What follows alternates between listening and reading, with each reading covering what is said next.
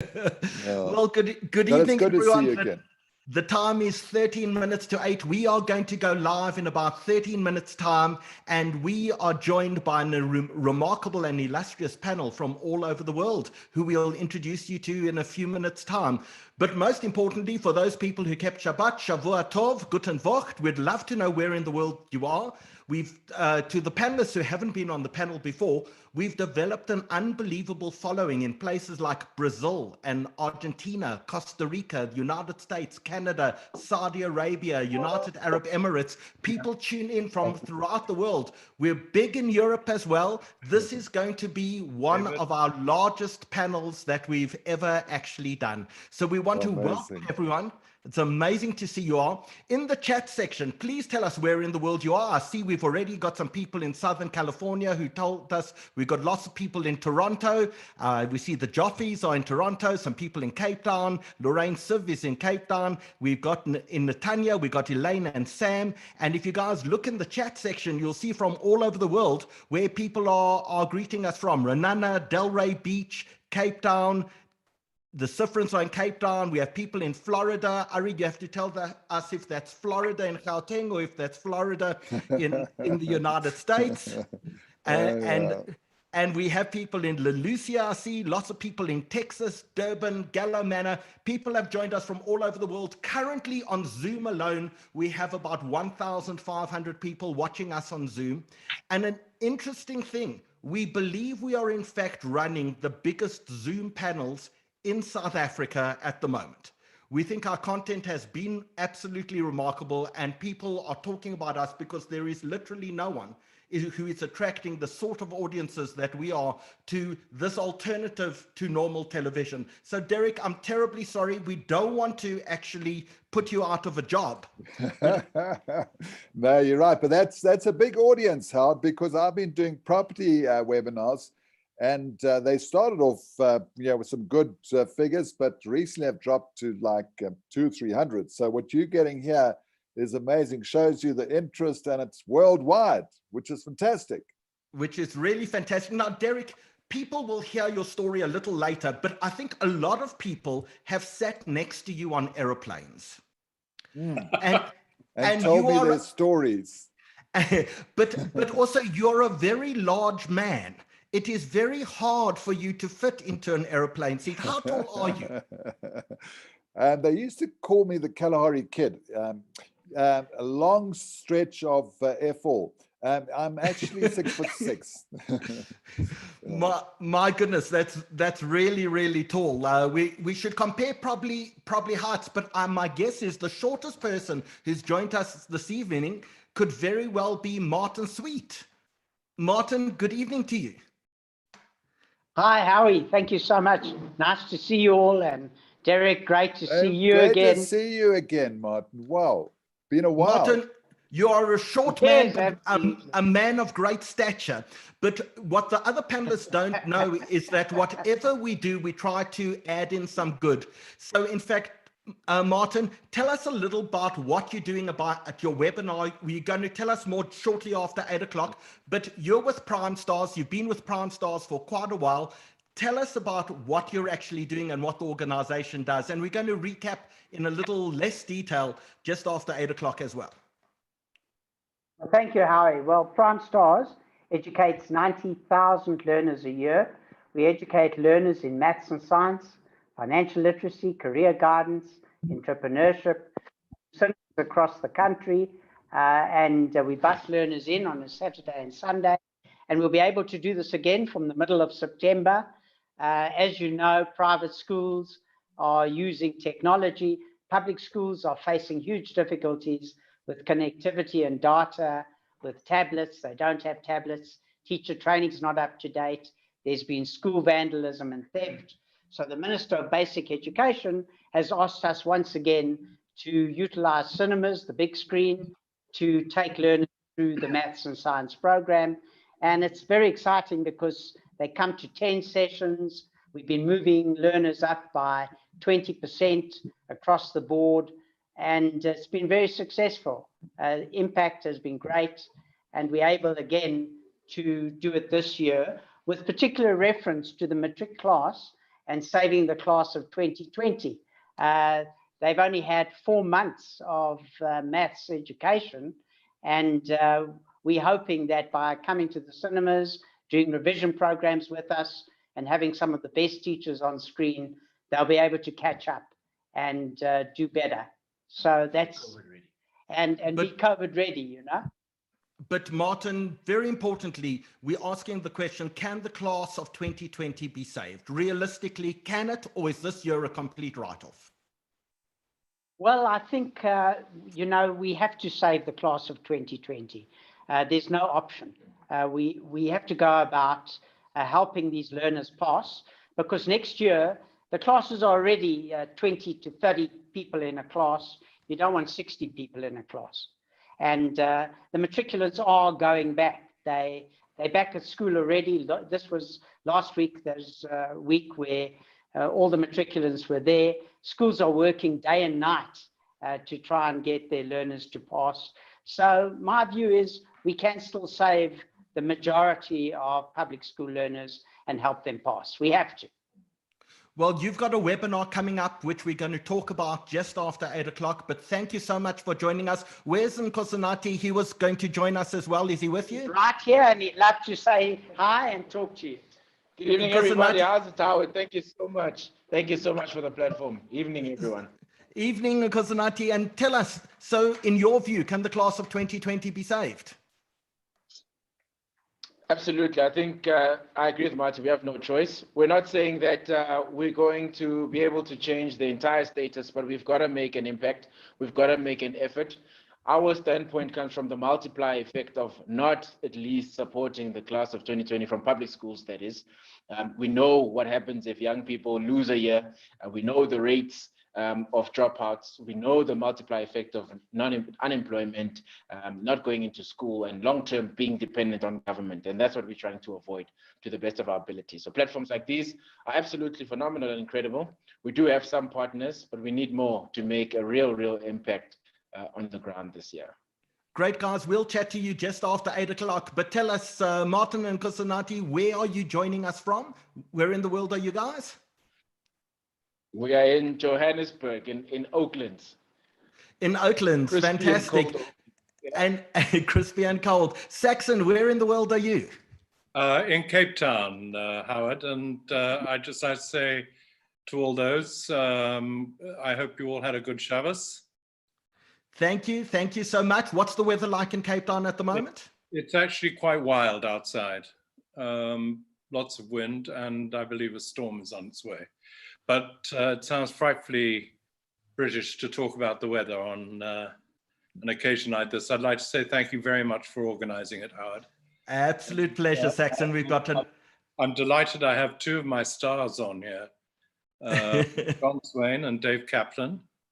And Lynette, I would like to say that we did try to contact you, but I think sadly we only got hold of you too late for you to take part. Well, Saxon, you will hear amazing stories tonight. Let's just find out where everyone in the world is quickly. Derek, you, I presume, are in Johannesburg. All the way from Bryanston. All the way from Bryanston. With, you know, remember the days when you would have to have a truck with a satellite dish on top in order to broadcast all the way from Bryanston? How times have changed. Absolutely. And I mean, my brother was saying Rivonia in those days, it was only a dirt road out there with the post office and a one spa, I think. So things have changed a bit. Should have bought lots of property then. There was a dirt road and no street lights actually until when? Absolutely. The 1980s was the first time Sandton allowed street lights. Yeah. And David Kaplan, where in the world do you join us from? How is this in-house chit chat? I mean, this is not being aired, is it? No, this is being aired. This is being aired. We have already over 2,000 people watching us on Zoom. I haven't checked on YouTube. We are now full watching. On Zoom. We have many more thousands watching us on YouTube as well. We're expecting an audience tonight of well over 6, 7, 8,000 people, which will be able. So we've started already. Is that right? Yes, we are going We're live warming up. formally in 5 We're minutes. But warming up. everyone is busy watching us. They can see you. They can hear you. Your hairstyle is looking absolutely magnificent. Well, there we go. Is mine all right? So, I'm speaking from Israel. From where in Israel are you, David? I'm in Kfar Saba. You're in Kfar Saba. Great. Well, welcome. You've got an Thank you. important part of the story to tell us. Absolutely. And John Swain, where in the world do you join us from? John? Hello? Hi, John. Where in the world do you join us from? I'm in London, England, at this moment.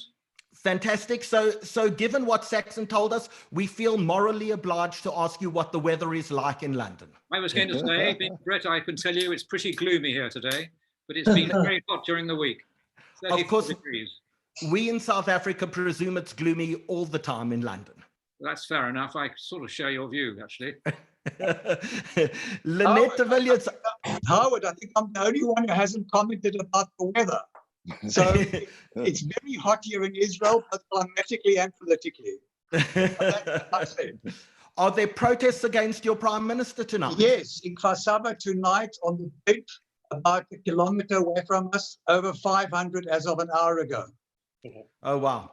Quite amazing. Lynette, I'm asking to unmute you. We'd love to know where in the world you're joining us from. And while you do that, it's 1 minute to 8. We're going live in exactly 3 minutes time. And we want to welcome everyone this evening. We've reached our capacity of 1,000 people on Zoom. So if you know anyone who's still trying to join us, please ask them to go over to our YouTube channel. We can in fact, accommodate unlimited numbers of people on our YouTube channel. So if you know of people trying to get in, please send them there. But unfortunately, Zoom is now completely full.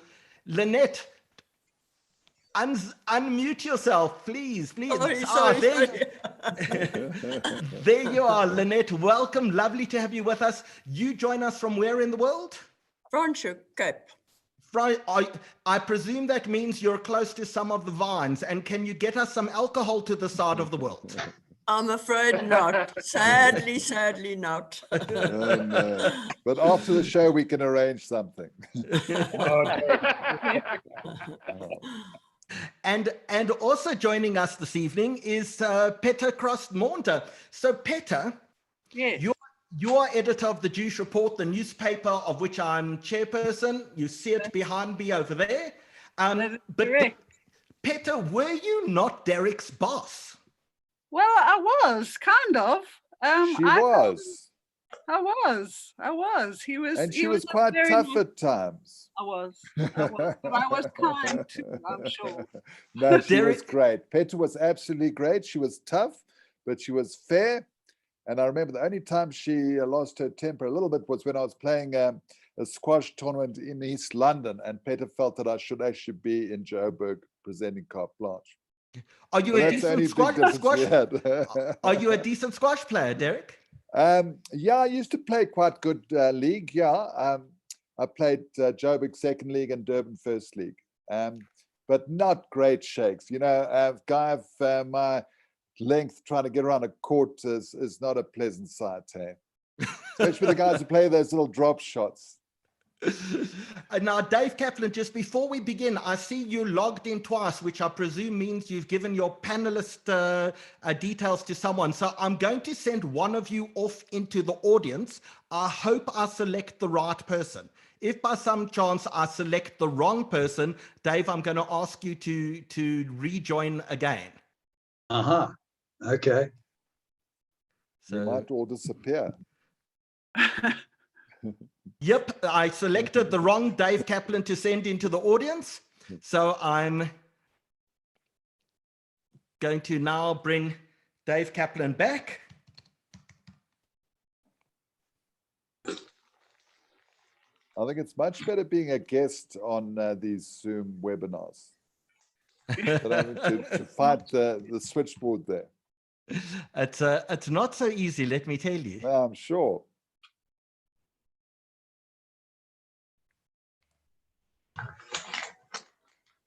Okay, we will need to try find David Kaplan. The right David Kaplan. The correct David Kaplan, and we need to boot out the incorrect David Kaplan. This is what happens, you know, when you send people a link and say, do not share it. My Unfortunately, wife was trying to pinch my link. I said, no way, this is unique. This is, Derek, everything you do is unique. How long have you been in broadcasting for? Well, in broadcasting since 1982, but with carte blanche for 32 years.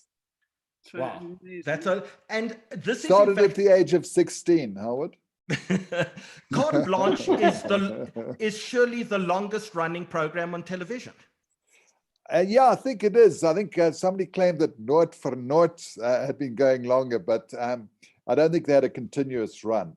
But yeah, I think as a documentary, investigative reporting program, yeah, I think we have been going the longest. Very fortunate, very privileged, and yeah, been a wonderful journey, must say. Amazing. I had fun there. Well, Peter, you were great then, and do you miss us? Derek, I miss you always, always. We had fun. No, we did, and it's. I think it's the vibrance of that team. It's the passion of that team, and that keeps us going. And I think that's an excuse for them not paying us. But yeah, I really still enjoy it. Did you? We lost David. Well, good evening, everyone. The time is exactly 8:02. A huge welcome to everyone. We're at our full capacity of 1,000 people on Zoom. Everyone else is spilling over onto YouTube, and we're expecting an audience tonight of 6,000, 7,000, 8,000 people busy watching us tonight. So a huge welcome to you all. If you haven't told us where in the world you're watching us from, we would love to hear about it. So please have a look at the column on the side, which is the chat column. Post in where in the world you're joining us from. And I see we're joined from many people from all over the world. We'd love to know who you are and where you're from. So please communicate with us. It's a wonderful evening. Tonight we have a set of remarkable stories we're going to tell you. But before we begin, I want to welcome and introduce Danny Kadar, the CEO of the South African Jewish Report. Danny, raise your hand and wave at everyone. Danny will be on control. Danny will be on controls this evening. Danny, thank you for doing that. And before we begin, we just want to give a huge thanks to Mantis, one of our supporters and in fact advertisers for this evening. So Danny, please, let's see Mantis's advert.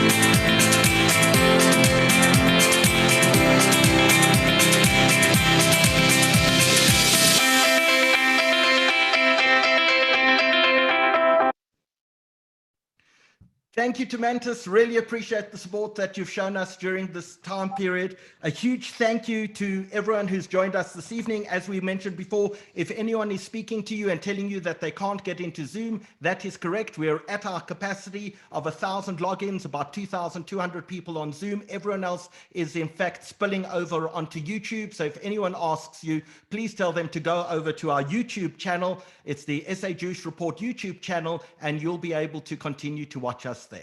So just a very quick reminder, we are still publishing the Jewish Report newspaper. You see the headline behind me. We have the editor of the Jewish Report, Peter Crossmonda, on the panel this evening. Peter is probably the best editor in all of South Africa. If you haven't yet got your copy of the Jewish Report newspaper, you should find it in your local Spar, Woolworths, Checkers, Pick and Pay hypermarket. You should be able to find it anywhere there, but we also publish online. So don't forget, you can go to www.sajr.co.za. You can look at each of the individual articles, or alternatively, you can in fact download the entire edition.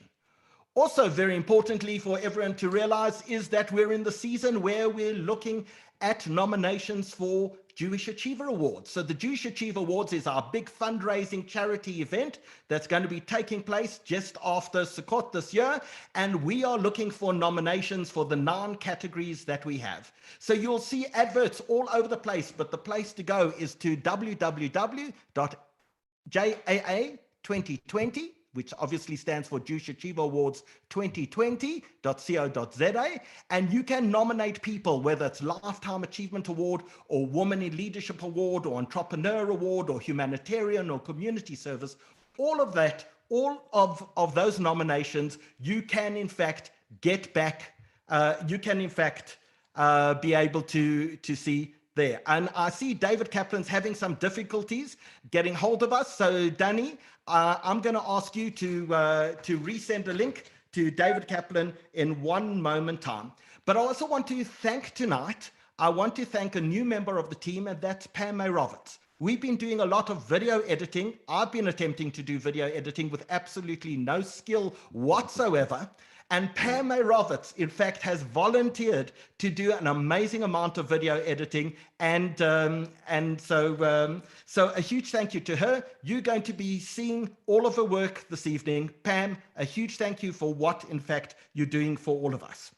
And now, Peter, I'm going to, in fact, spotlight you while Danny tries to get hold of David. Okay. And we're going to talk about our next webinar, which is on Thursday evening. Tell us what we're looking at on Thursday evening. Okay, so as we know, in South Africa, we've managed to evade terrorism for a long, long time. But as time goes on, we keep getting indications that ISIS is in South Africa or moving quite rapidly in here. And just 2 weeks ago, the police raided a property in South Africa, in the south of Johannesburg. And this was in response to a kidnapping of a 72-year-old Indian national. When they raided the house, they found a lot of material that was linked to the international terror group ISIS. In fact, one of the people arrested was linked to another case that was a terror attack on a mosque in Verulam. So we've had 4 or 5 cases that have been directly or indirectly linked to ISIS. And so on Thursday night, we're going to have a look at this. We're going to bring out the experts and we're going to see what really the threat is for us in South Africa. So tell us a little about the experts that you're actually going to be bringing on. Okay, so we've got Jasmine Opperman, who is a director of Africa at the Terror Research and Analysis Consortium, otherwise known as TRAC. And she's an analyst at the Islamic Theology of Counterterrorism.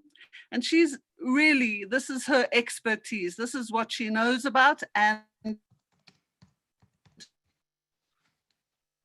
one who is the senior training coordinator on terrorism and explosive-related incidents at the Transnational Threats and Internet. Oof, goodness, he's at the ISS, and this is his expertise. Okay, and Ryan Cummings is also an expert in this, and all these people have focused their research in terror and terrorism on the African continent. We also will be speaking to a representative from the CSO who, well, I don't think I need to explain who the CSO are, but they will be able to tell you exactly how threatening it is to us as the Jewish community.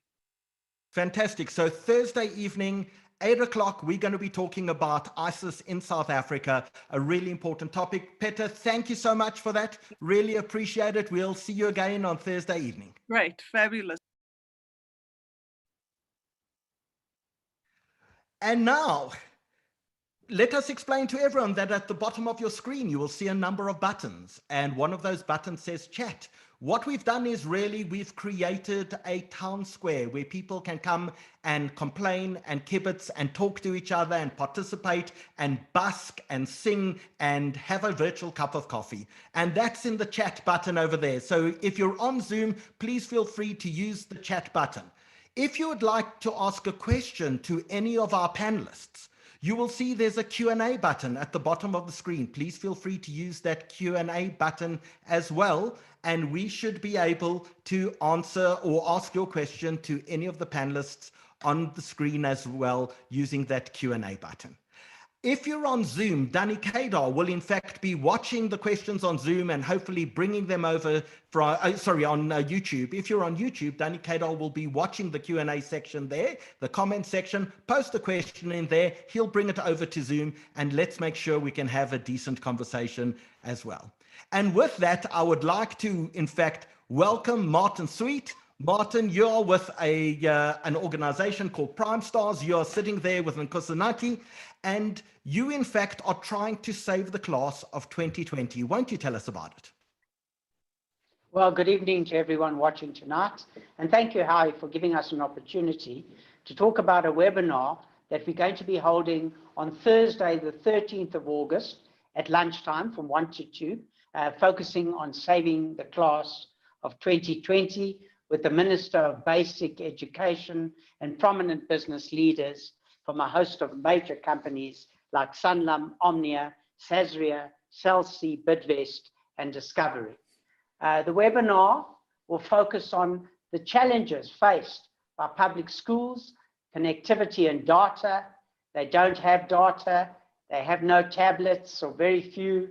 There's teacher training that has to take place.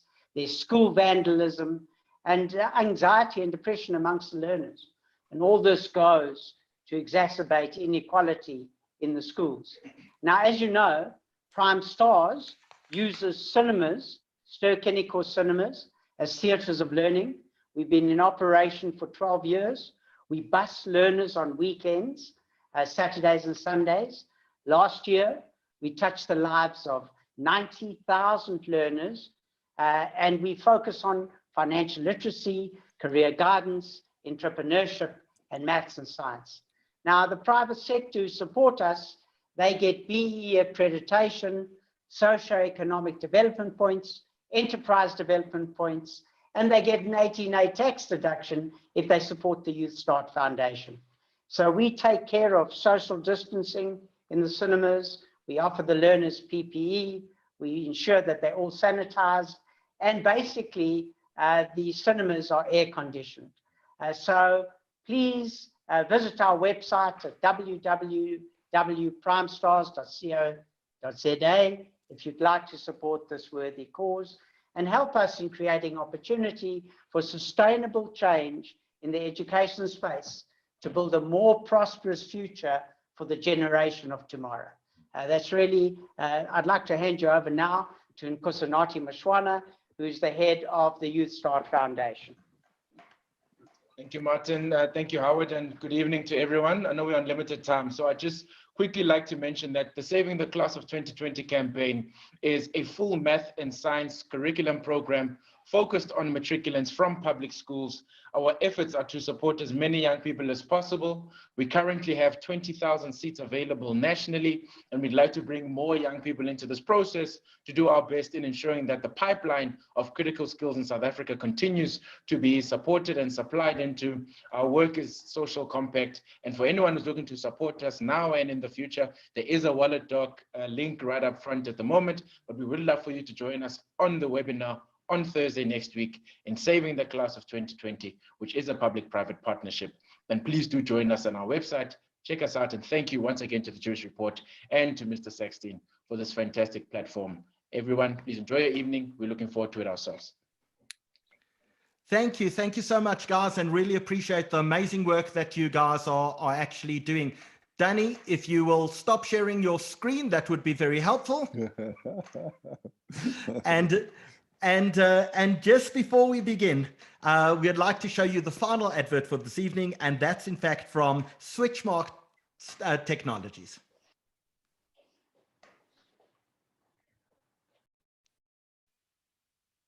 Have they switched?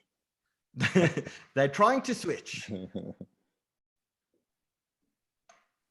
There we go.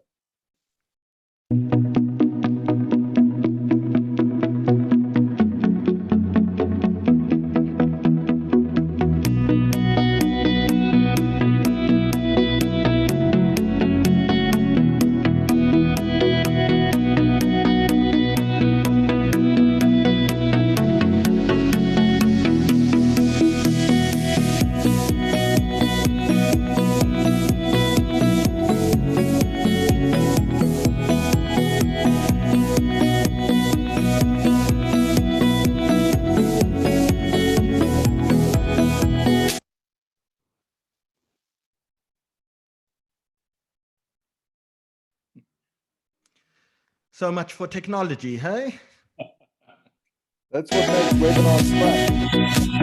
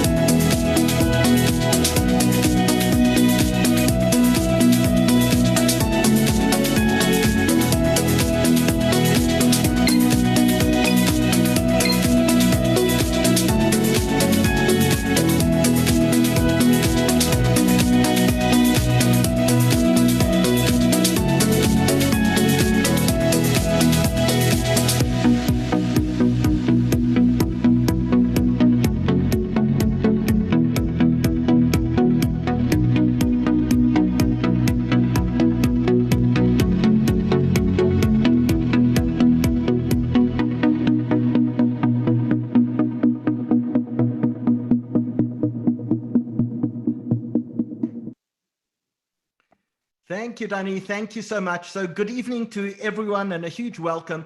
So this is, of course, Women's Month. And what we did on Thursday evening was celebrate some remarkable women in our community. And we interviewed people like Wendy Applebaum and Jill Marcus, and we brought them to you to speak about their remarkable stories. And tonight we wanted to continue that with telling yet another remarkable story, a story that is really unknown to almost everyone within South Africa. And what more appropriate time to tell a story of a remarkable woman during Women's Month. And there is much of the story we would love to tell you that we just can't, because we honestly just don't know. If you go to the Mossad Spy Museum in Israel, you will in fact discover that the page about Sylvia Raphael is basically empty. All that you will find will be a tribute by her husband Aeneas, a tribute to his wife. So tonight you will hear from people who knew Sylvia. You will see parts of a documentary put together by Saxon, and we will talk about what we know and what we've gleaned from the internet and from books and from people who knew her. And we will narrate a story of probably the most successful spy in South African history. In Israeli history. And it just so happened she was a South African who came from Graafrenet. Now, tonight would not be possible without two people. The first person is in fact Leanne Copenhagen, who 4 years ago invited me over and screened me Saxon's documentary about Sylvia together with Bunty, Sylvia's brother. And Leanne has been pursuing the story and encouraging people to learn and understand the story for the last 4 years. And the other person who has made this possible is in fact Dorothy Sank and the Sampson family, because when a few weeks ago I called up Dorothy and I said, I want to tell the story to the people of South Africa of Sylvia Raphael, and I need your help.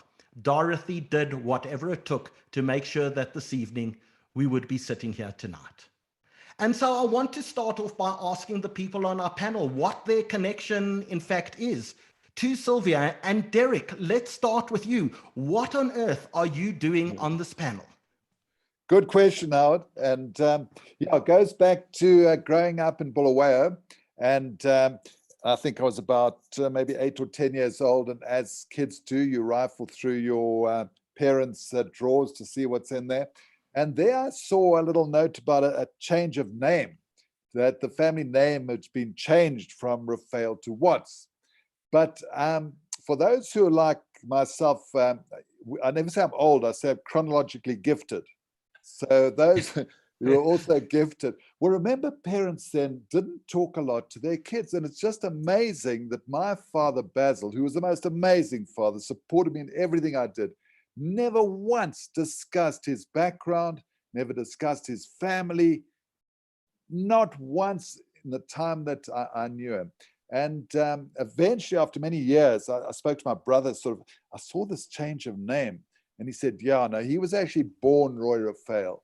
And at some stage, they changed the name to Watts, which was Ferdy's first wife's maiden name, Anne Watts.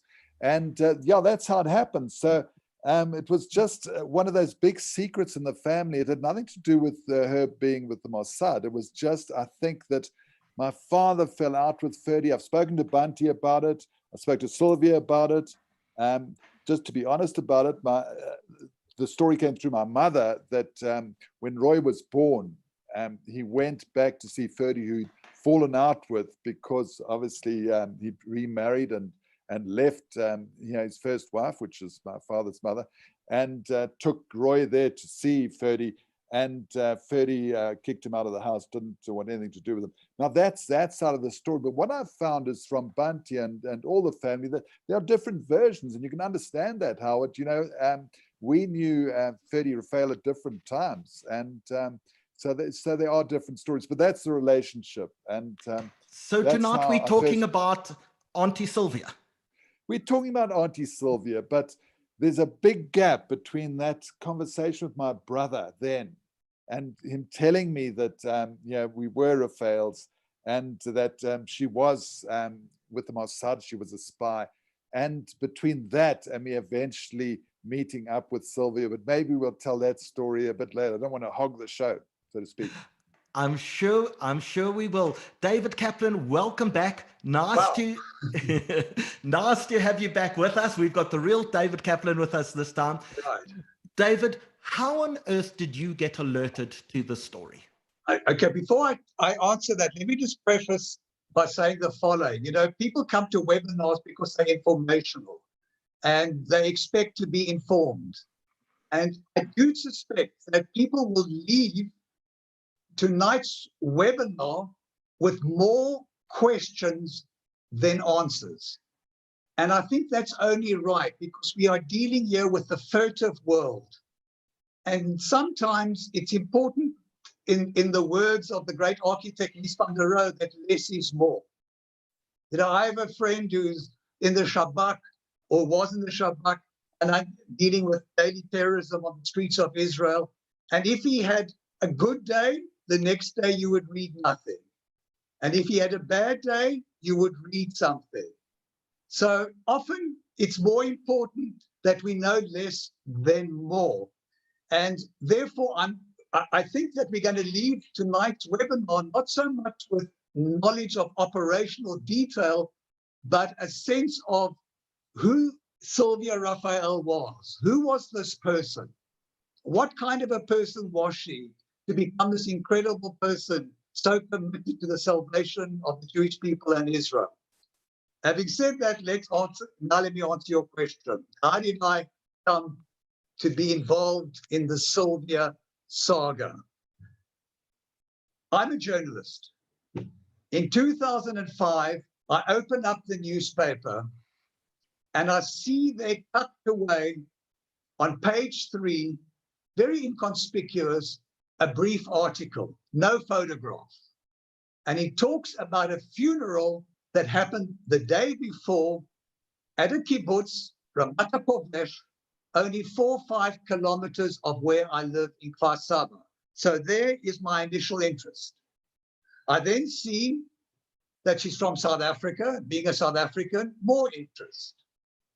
I read on that she was a Mossad agent, had been a Mossad agent, and was involved in the botched operation in Lillehammer that was connected to the Munich massacre of 1972. But no further details in this article. Okay. It then doesn't say, but it alludes that she wasn't Jewish. So all this is super interesting. And I then come to the next line, which for me was most illuminating and instructive. It then said that at the funeral, the entire area was cordoned off by the police. What did this mean? It meant that attending the funeral was the who's who of the Israeli security and intelligence community. They obviously didn't want people to attend the funeral. They most certainly didn't want the media, and they didn't want people asking any questions. Now, all this, it was like feeding me with all this kind of information, and I was hungry for more, like the red rag to the journalist Gallic Bull. I needed to know more. So the first thing I started doing was scanning the other papers. And I saw in the other daily Israeli, Indian Achronot, a quote from Eitan Harbor. I don't know if you're familiar with Eitan Harbor. Eitan Harbor was a great friend of Yitzhak Rabin, the prime minister, his confidant and advisor. But more than all that, he was a writer on matters pertaining to security. And in Idiot Ochronot, Eitan Harbor wrote the following. This is the day after the funeral. And he writes, and I quote, "One day when true peace comes, they will be writing books about Sylvia, make movies about her life, and name streets after her." Well, they haven't named streets, but most certainly they've now written books and there's movies. This got me going. So I immediately phoned up the Jerusalem Post and I said, can I write I saw your article, can I write a more detailed article? I'll have it ready in a week. Now, clearly in a week, I'm not going to be able to write an article that's going to be dealing with too much operational details. But I wanted to find out who this person was. What was she all about? That she wasn't Jewish and risked life and limb for the salvation of the Jewish people in Israel. So the first thing I did was I phoned up my brother Bunty, David Raphael, and he told me some background about the family, how they were brought up and raised in Graaff-Reinet, and gave me a lot of details, which I'm sure you'll be hearing tonight. And then I phoned up her husband, who was at the time living in Pretoria, Anais Schultz.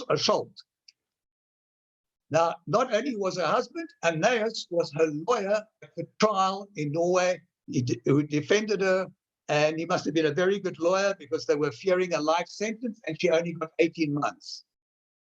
So I asked Anais, tell me a little bit about Sylvia, and this is what he said, and I quote, "She was a gifted woman, quick-witted, and well qualified to do whatever was expected of her.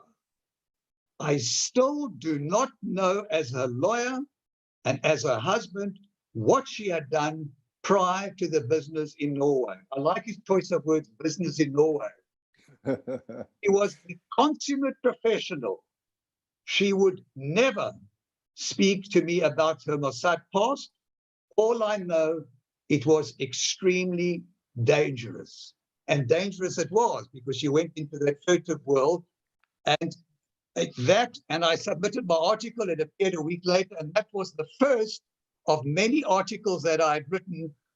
But I never used the term, as is sometimes mentioned, that she was a killer. Not at all. And my articles were all on the basis of service in the shadows, because that was what was it all about. She was serving her country, and she was serving it in the shadows. Dave, we're going to hear much more about that. Let's quickly ask Saxon. Saxon, tell us, what is your connection to the story? Well, I pay homage to Derek. In fact, I'll take the opportunity of dedicating the film to you, Derek. No, Derek and I go way back to Bulawayo days. Our parents were very good friends, and we went to school together. And when I settled in Cape Town, I made contact with Derek because I thought that it would be really a good idea if he and I worked together on, I wanted to do something more substantial than his work on Carte Blanche. I felt like we ought to do a big story, and we would meet and discuss various options. And he called on me when he was filming in Cape Town, and came round to our apartment in Greenpoint.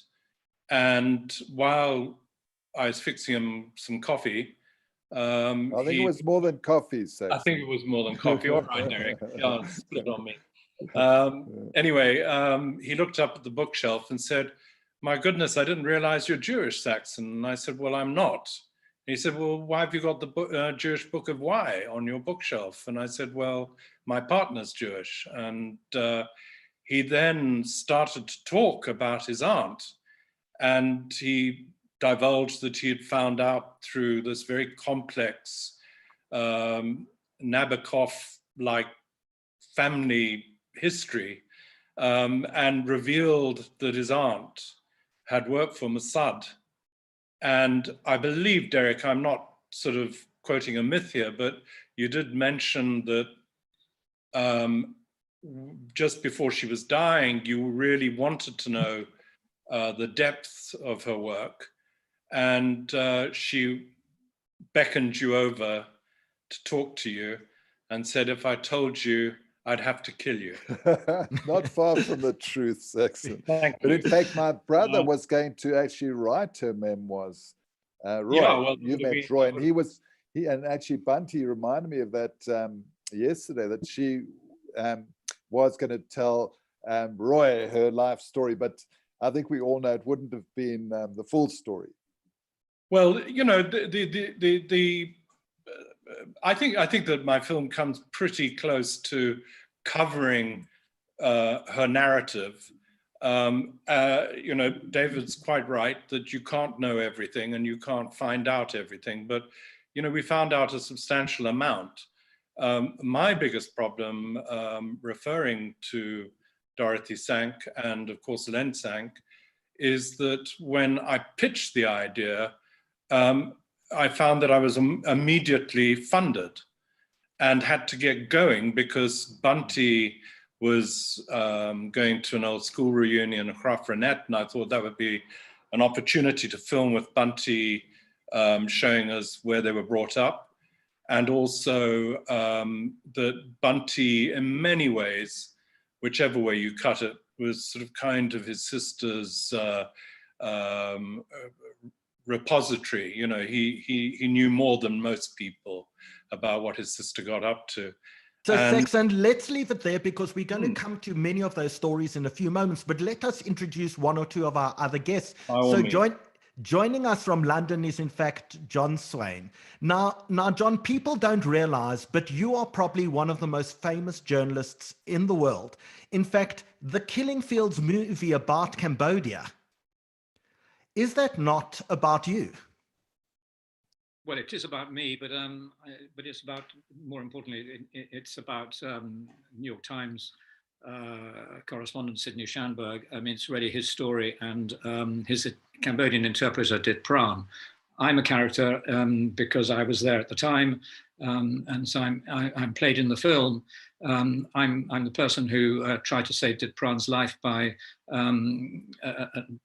having I had two British passports, doctoring one to try and save his life and make him out to be a Nepalese instead of a Cambodian. When Phnom Penh fell and the Khmer Rouge were making all the Cambodians who were taking shelter with us in the French embassy leave and go out to almost certain death out into the countryside.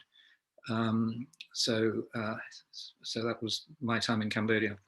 And now you're with us this evening because, in fact, you and Sylvia had a relationship in Paris, did you not?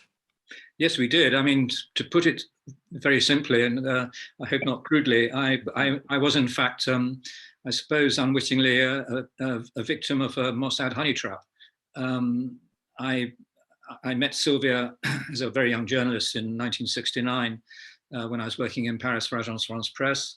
And I was friends with a lot of British journalists who were there. And at a party one evening, which I was invited to, I met Sylvia, and she was 10 years older than me, or nearly, I think. So I was anyway, we became enamored and became lovers.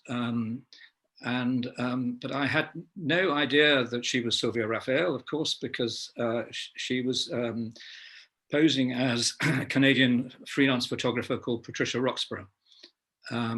If she had a South African accent speaking English, I'm afraid at that time when I was ignorant, I couldn't tell it. So anyway, she was passed herself off as a freelance photographer working for a famous, as a freelance photographer working for a famous French photo agency called Agence Delmas. Anyway, we became very close. You know, Paris is the city of light and love, and so it was a very natural thing to get together. Now the question is, I suppose you might ask, you know, was I being? I think she wanted an entree into the Anglo-Saxon press corps in Paris. I mean, from a Mossad point of view, I mean, I'm putting this together afterwards with the benefit of hindsight, because myself and none of my colleagues had any idea that of a real identity, or that she, while a freelance photographer, that was a legend, and in fact she was an agent of the Israeli Secret Service. So the question is, you know, although we were genuinely lovers, to what extent was I perhaps being used as a entry point to other things? I honestly will never know. But she, as I recall, I mean, we did all the usual things. We went to nice restaurants. There's one favorite place we went to called the Petite Chaise, which is behind near the Place Saint-Germain on the left bank of Paris. We went to nightclubs occasionally, a place called Castells. We had a nice time in Paris, but she would, you know, she wasn't always there. She would just sort of suddenly say, I'm going on a photographic assignment. I'll be back in a few days, and a few days might turn out to be a couple of weeks or so. So in that respect, she wasn't entirely reliable, but she had other things on her mind, I think. So we're going to come back to tell that story. And Lynette, we're going to come to you in 1 second, but we're going to start with the story of Graaf Reinet, where you in fact met Sylvia, and let's see a little bit about the beginnings.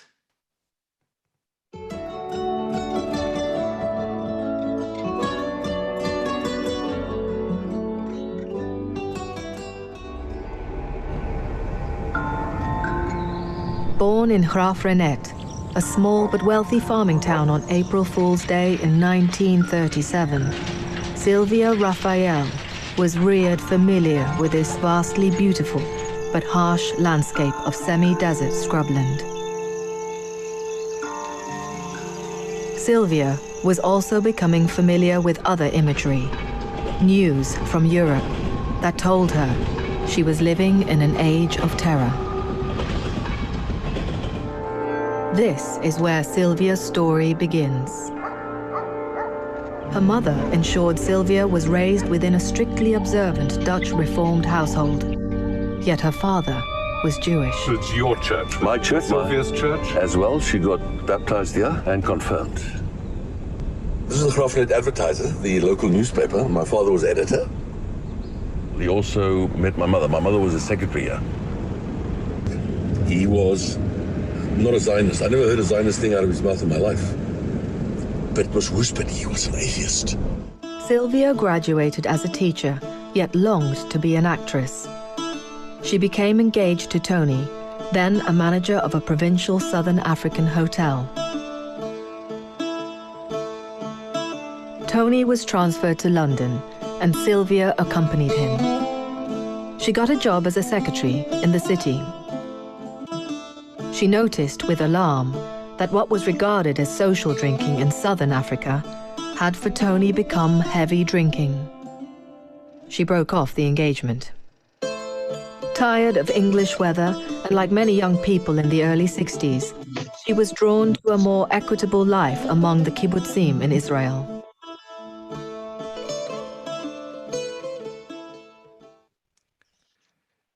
So in fact, Lynette, there is probably no one who has known Sylvia longer than yourself. Tell us about Sylvia. Well, Sylvia and I met for the first time in kindergarten. So we spent many years together in serious competition, always. And we became friends because her mother, Miriam, used to make the most divine sandwiches for her lunch. And I was in the boarding house, so I used to drool over Sylvia's lunch boxes. And she started sharing them with me. And from then we started a friendship. And we grew together through school, always in competition.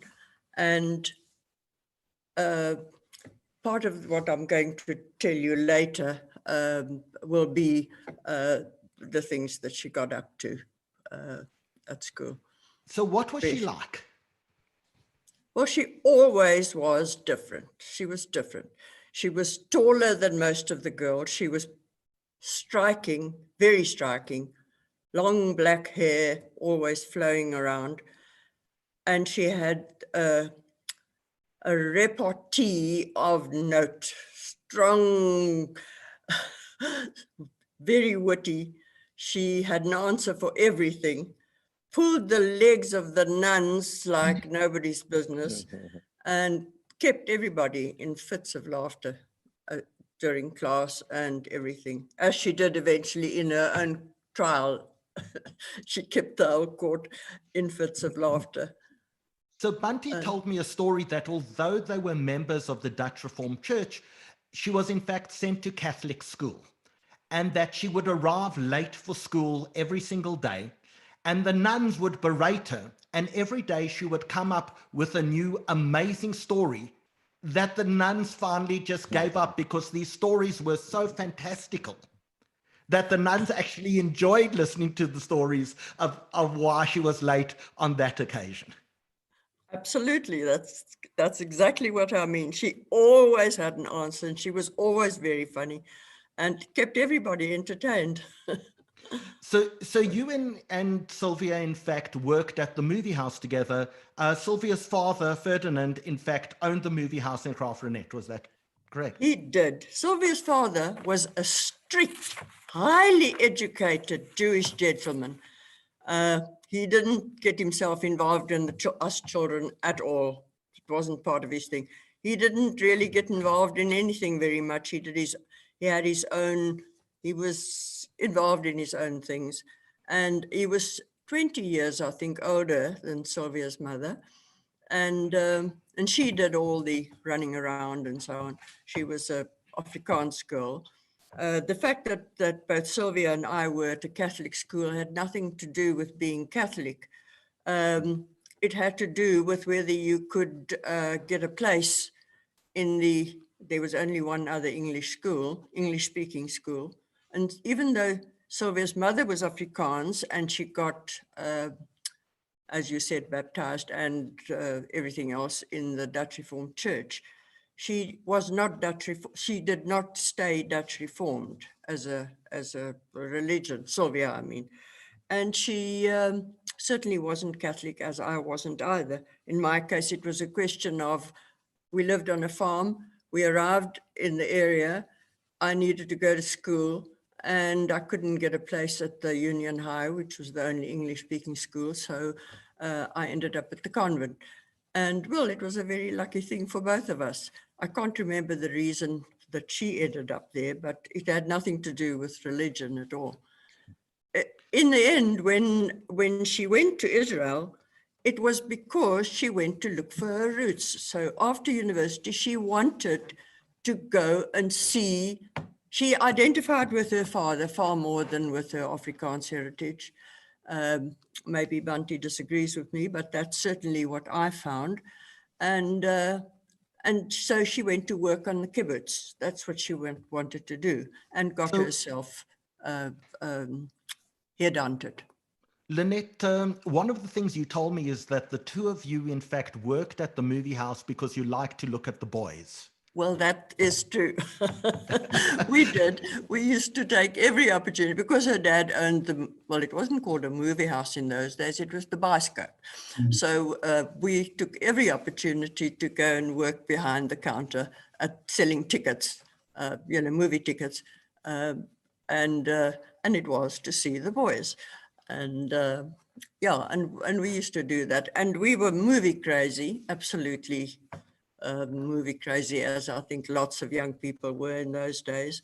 And so when Sylvia eventually became a spy and told me about it, I at first thought that she was playing a movie role in her head. So anyway. So Saxon, you in fact said to me that when you spoke to people, people always described Sylvia as different. That she would walk down the passages at school reciting Shakespeare and Latin. What did people mean when they told you that Sylvia was just unique and different? I think for the very reason that Lynette has mentioned. She was obviously a highly attractive young woman. And certainly in her senior years, we've heard, and I can only say this anecdotally because I don't know for sure, she went to Rhenish, and she loved Shakespeare. And I think that's a lot to do with her ability to play roles, is she loved the theatre and she loved acting. And, had she not gone to Rhodes and studied in education, she I think would have liked a career on the stage. She knew Shakespeare, and she would wander down the corridors spouting soliloquies from Shakespeare and speaking Latin.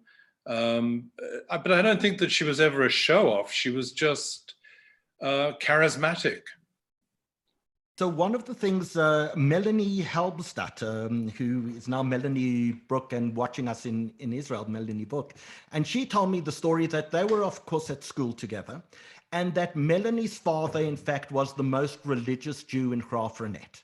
So he led the Friday night synagogue services. He taught people their bar mitzvah portions, and Sylvia arrives one day and says, I actually want to learn Hebrew. I want to get in touch with my roots. And in fact, Manfred Halberstadt teaches her Hebrew, and within 6 months, Sylvia is in fact fluent in Hebrew. And Manfred invites Sylvia over for Shabbat dinner. And she arrives for the first time at the Halberstadts for Shabbat dinner. And what happens is Manfred Halberstadt decides to, in fact, play a joke on her. And he borrows a lawyer's wig, one of those old English wigs, and a long black robe, and Sylvia arrives for dinner. And in fact, Manfred Halberstadt says, come in, this is the way Jews dress. And they're busy having the dinner, and halfway through the dinner, he says, Sylvia, I'm actually just messing with you. I just thought I'd play a joke on you. But that created a bond between the Halberstadts to such an extent that she would, no matter where she was in the world, and John, I don't know if you know this at all, Sylvia would send postcards back to Graafrenet from wherever she was in the world. And in fact, they would always arrive with Israeli stamps on them. And after she completed an operation, No matter where she was in the world, she was always instructed to lie low for a few months, and she would return through to Graaff-Reinet and just arrive in Graaff-Reinet for a few months, not doing anything. And Mrs. Halberstadt, Melanie's mother, would say, how on earth does she afford this lifestyle? She's traveling around the world. She keeps on arriving. She's not working for months at a time. And in fact, Mrs. Halberstadt says to her daughter, Melanie, I bet she's a Mossad spy. And no one, in fact, believes Mrs. Halberstadt at all. Oh, well, it's just as well. But if I could just say something regarding that, and you're quite right. She sort of, in a sense, was imbued with Jewishness through this relationship. One of the sad things when we were filming, we went to visit Bunty's elder brother's grave in a Dutch Reform cemetery, or the large Graaff-Reinet cemetery. And my co-producer, Marilyn Marcus, located the Jewish cemetery, which abuts the Graaff-Reinet bowling club. And we went there, and it's immaculately kept. And it was very moving to see Bunty realize for the first time that his grandparents were buried there. But you mentioned shul. Across the wall from the cemetery is the shul, which is a tiny little place, which is currently a pigeon carriers club, which I thought was rather poetic in terms of spying and so on. But a very nicely well kept building. But that was, for me, one of the most moving parts of the film is Bunty realizing that he had enough DNA to be sent on a train to an oven. And from a personal point of view, it echoed with my own life, having a maternal grandfather that's Jewish and the maternal grandfather of my children is Jewish. Suddenly it dawned on me, I could have been on that train. But I will say this, Graaff-Reinet, even in its current form, do look after that cemetery. It was immaculately kept. The taps were missing off the sink, but you're quite right. She learnt Hebrew and learnt a great deal. But I will say this, she never converted. And when, at the end of her career, the chief rabbi of Israel, and we've got a letter to prove it, wrote her a letter saying, I'll give you a conversion in a day. She said, if you don't think I'm Jewish by now, a day's conversion isn't going to make a difference. So she never, ever converted to becoming Jewish. And that may have been because she believed she was. So Lynette, at some point in time, in fact, Sylvia makes the decision she's going to leave South Africa. Talk us through that process. Well, that was, as I said earlier, she definitely wanted to look for her roots. And so I think the first place that but she'd worked in London and she did all sorts of things. She was the most adventurous person I think I've ever known in my whole life. She was up for anything and she went everywhere and she tried every job she could think of doing because she spoke something like 6 or 8 languages: French, English, German, Hebrew, Norwegian, which she learned while she was in jail. She became fluent in Norwegian. So she was so, she had so much space for stuff in her head. That's the only way I can describe it. And, was she very bright? Very bright. She was very bright. Yeah, very bright indeed. But not only in academics, which she was, but just everything she touched, she went for 100%. And I think her main out-of-country thing was looking for her roots, because she identified with her father more than anybody. certainly there were 5 children in the family, and she was definitely the only one who actually physically resembled her father. So let's watch a little insert about her leaving South Africa and her recruitment into the Mossad. Okay.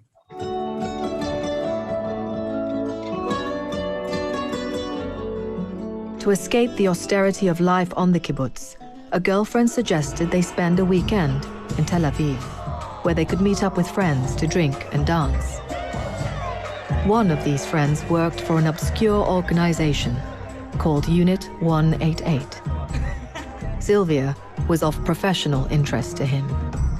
He asked the recruitment officer of Unit 188 to meet her for coffee. His colleague immediately found what they were looking for: a non-Jew, but one that could speak Hebrew, French, had taught herself Arabic, and was forthright about Israel's right to exist. I am the one that should be blamed for bringing Sylvia to the Mossad ranks.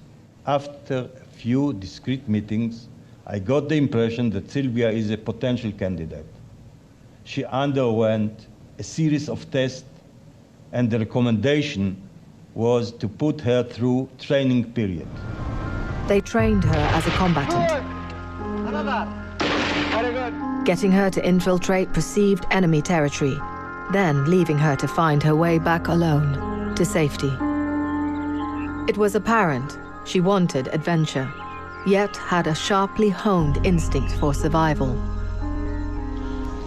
Unit 188, now known as the Mossad, sent her to Canada, to Vancouver. Here she became Patricia Roxburgh. As Patricia, she learned to speak French with a Canadian accent and found work freelancing for the Vancouver Sun. Patricia was sent to Paris, the center of Mossad's operations in Europe. There was something fascinating and compelling about her, actually. She was very, very beautiful and very, very much strongly her own woman. I mean, there was always something a little bit distant, mysterious about her. She would say, "John, I'm off to the Middle East on an assignment," and reappear a few weeks later.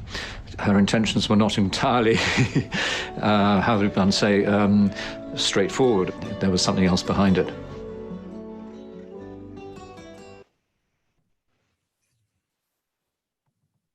So, in fact, Lynette, she goes to Canada. She's a photographer. She gets to meet some fabulous people. But at some point in time, she actually tells you she's a spy. Yeah. How did that happen, and how did you take it? Well, she came to see me in Franschhoek.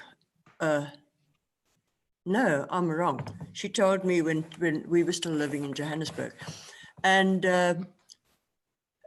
she just brought it up sort of nonchalantly and said that, you know, I'm actually a spy. And my name is Patricia Roxburgh.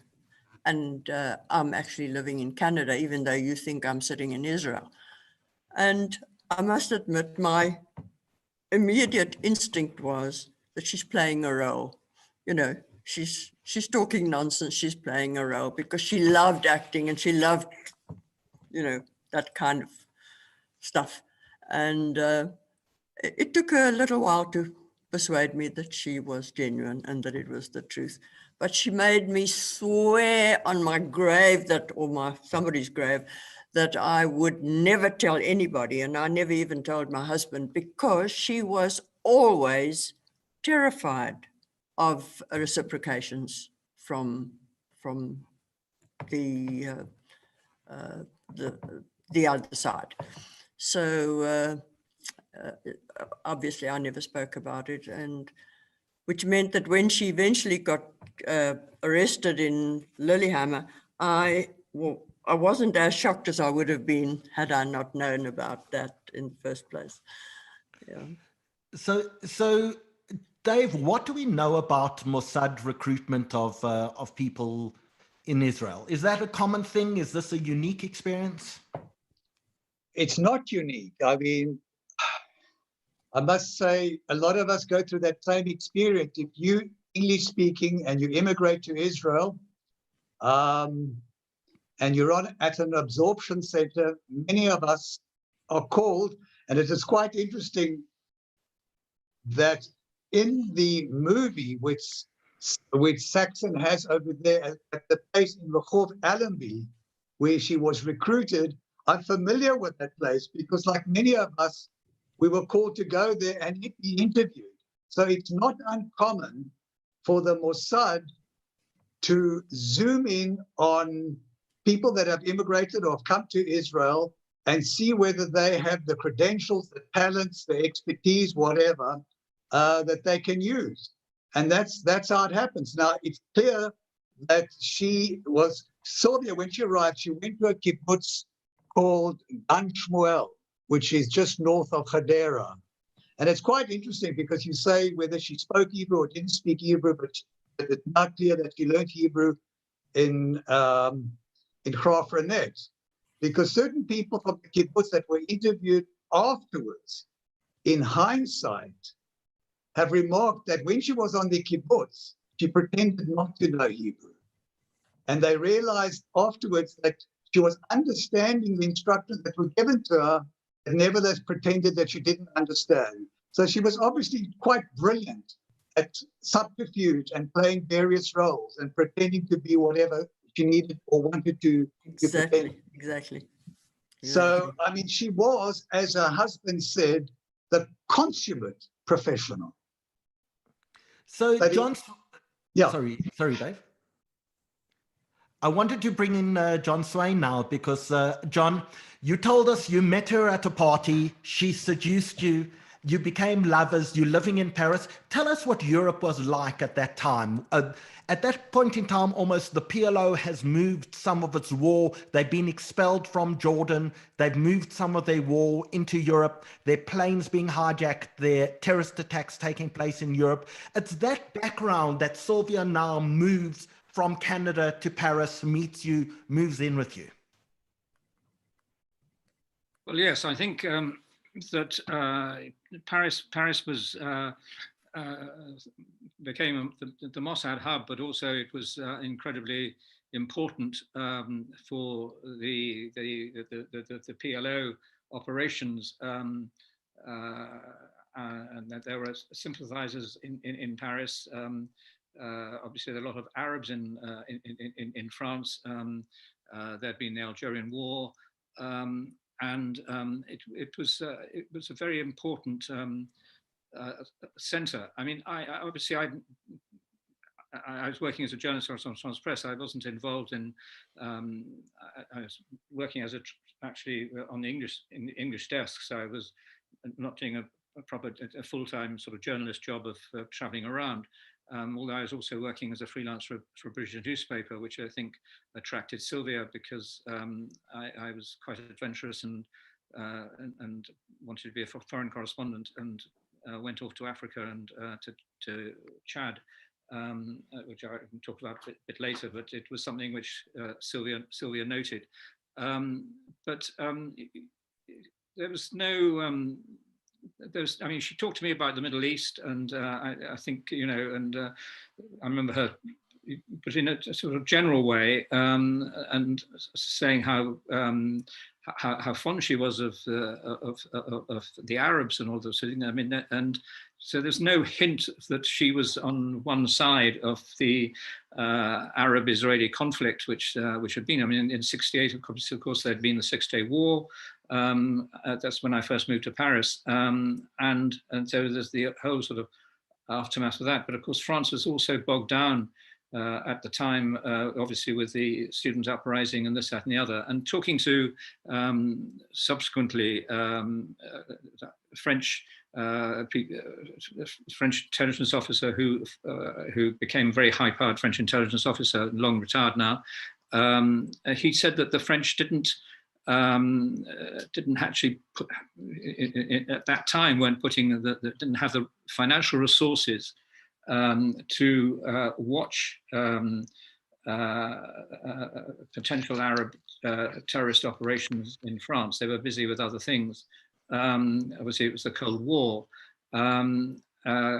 And subsequently, when the assassinations took place after the Munich, when Mossad had these revenge assassinations in Europe of Black September people and associates, it was Mossad who actually found one of them, who the French had been looking for quite a while. Now, John, at some point in time, Sylvia says to you, Muammar Gaddafi has just, in fact, taken power in a coup in Libya. Let's go be the first Westerners to go meet him. What happened? Well, that's absolutely true. I think she wanted to, I was very keen to go, and she wanted to piggyback with me on this operation to get an interview with Gaddafi. This wasn't for Agence France Presse, but as on my sort of freelance journalism, which I was working for a British newspaper, as well as being full-time for Agence France Presse. So, and she was very, very determined about us applying for a visa. And if I got the visa, I put her down as my photographer and would be able to go. Sadly, it didn't happen. Sadly, I say, because it would have been a terrific story. And Sylvia was obviously disappointed, but I was going to be her entree into going to Tripoli, getting an interview with the young and seemingly rather glamorous Colonel Gaddafi, a young, very handsome man who just overthrown the king and taken power. It would have been a terrific story, but for Sylvia, it would have been much more than that. It would have been a chance to get a look at his security, I guess, find out how he operated, and lay the foundations for a Mossad espionage operation on him in Libya.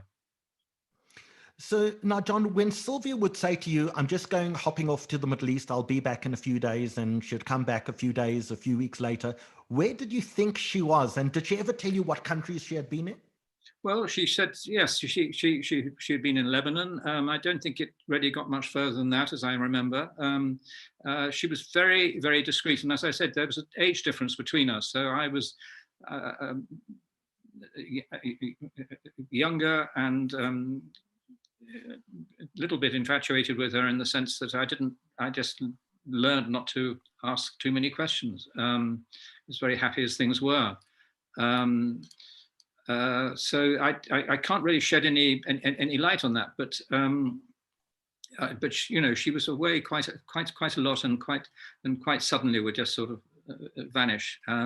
So as I said, in a way, you know, our relationship was I wouldn't say on and off, but it was unreliable because she just go. And of course, as a journalist, I respected that, and you know, that's what one does. But she always had a sort of an explanation for it, yeah? So let's actually look at some of the operational details that we know about, and we're going to come back and talk about some of those things in a few minutes' time.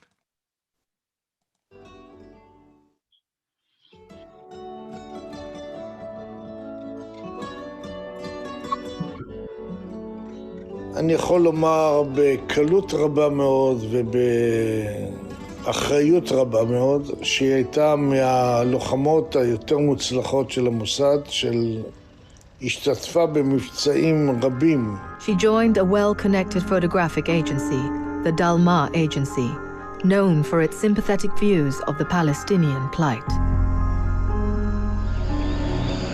Sylvia's first victim in Paris was Mahmoud al-Hamshari, the PLO's representative in France. This is a car bombing the French believe they can firmly pin on Sylvia. Mohamed Boudia, an Algerian, climbed into his Renault 16 car. He had hardly sat down when the car exploded.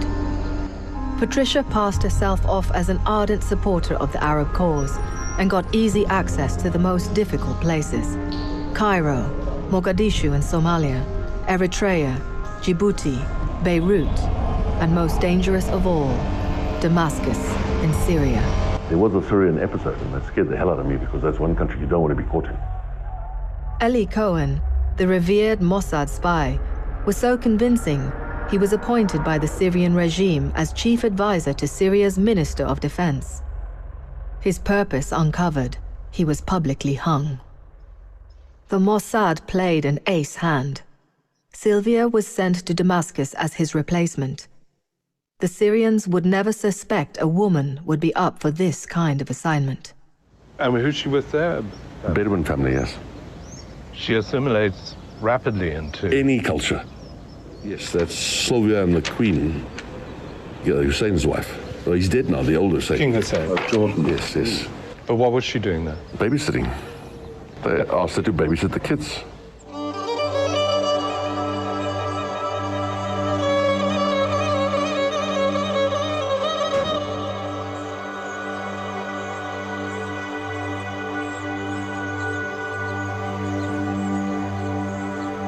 She was walking amongst the most dangerous people in the world in the late 60s and 70s.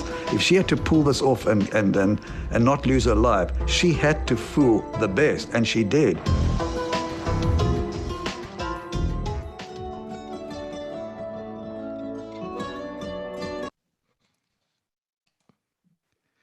So let's in fact bring in David and Saxon here. What do we know about Sylvia's operations? Well, go ahead, David, if you... No, I'm not sure we know very much. And there's a lot of supposition over here. We do know that she babysat the present king of Jordan, and therefore she had this incredible ability to get into the inner sanctums of the Arab world, in Jordan, in Lebanon, and in Syria. And we do believe that after the hanging of Eli Cohen, she took over. This is part supposition, but this is what we think we believe. And one wonders why, but the thinking at the time was that the Syrians would never suspect a woman to be sent in as an agent of Israel into such a dangerous place. But she had this incredible ability, like a chameleon, to blend into any community. She was quite amazing. I must say I'm a little surprised, because being the consummate professional, to hear that she actually revealed, even though it's to a good friend, which I only heard tonight, that she was a spy. I find that that's strange that she would actually reveal that, but maybe she felt safe with a friend from Kafrene to reveal that. Because even if one listens to what Aeneas, her husband, said, she never revealed anything. Now, this is to her husband and to a lawyer of what transpired before the Norwegian business. So, you want to continue? I mean, largely what you say is right. I think that, you've got to follow the chronology here. Not you, David, one has to follow the chronology. She was nanny to now the current king of Jordan at the time that Arafat and the Palestinians, the PLO, were attempting to take over Jordan. And she was conveniently signed up by the royal family. I have a suspicion, and as you say, a lot of it has to be supposition. I have a suspicion that the late King Hussein knew that she was a Jewish agent, combatant, and knew that she would reliably report back to Israel what was going on in his country, because he had all his generals forming up against him. And literally they said, we might as well hang women's pants instead of our flag, the way Arafat is taking over everything.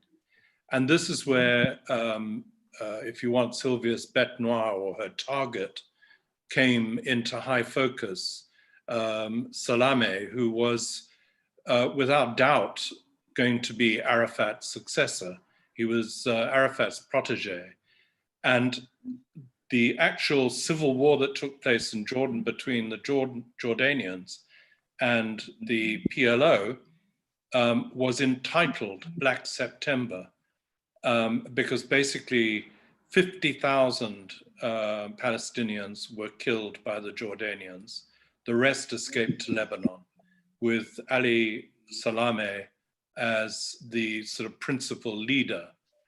In actual fact, what led to Lillehammer was, I think, planted information that he had gone to meet a financier or the bagman for the PLO in Lillehammer. And that's what led to the disastrous assassination of the wrong man. But we will come on to the yes, story no, of Lillehammer. Because I also want to add to that story. Yeah. Yeah, we will come on to Lillehammer as a complete story. But if I could just add one more thing. What is really extraordinary, and I'm sure David will agree, is that without doubt, she was within Arafat's inner circle, and presenting herself as a photographer, somebody who could give the PLO world publicity through her photographs of their, degraded lives and so on, but all the time working for Mossad. Anyway, I will. One of the things, sorry, Dave, just before we come to you, Jetta, we'll come to you in a second. One of the things that she told one of her friends in Israel afterwards was that she knew Arafat well. He was not much to speak of, and he was actually quite disgusting. Well, I don't know all that, but she knew him very well. And in actual fact, he thought that she was working for him. If I could just add, Howard. Yes, sure. The superlative spy that she was. In 2015, I had the opportunity to interview Eitan Harber, and you just had a clip of him. In the last clip section you had, you began with him. And I was interviewing Eitan Harber because, as I said earlier, he was a great friend and confidant of Yitzhak Rabin, and it was the 20th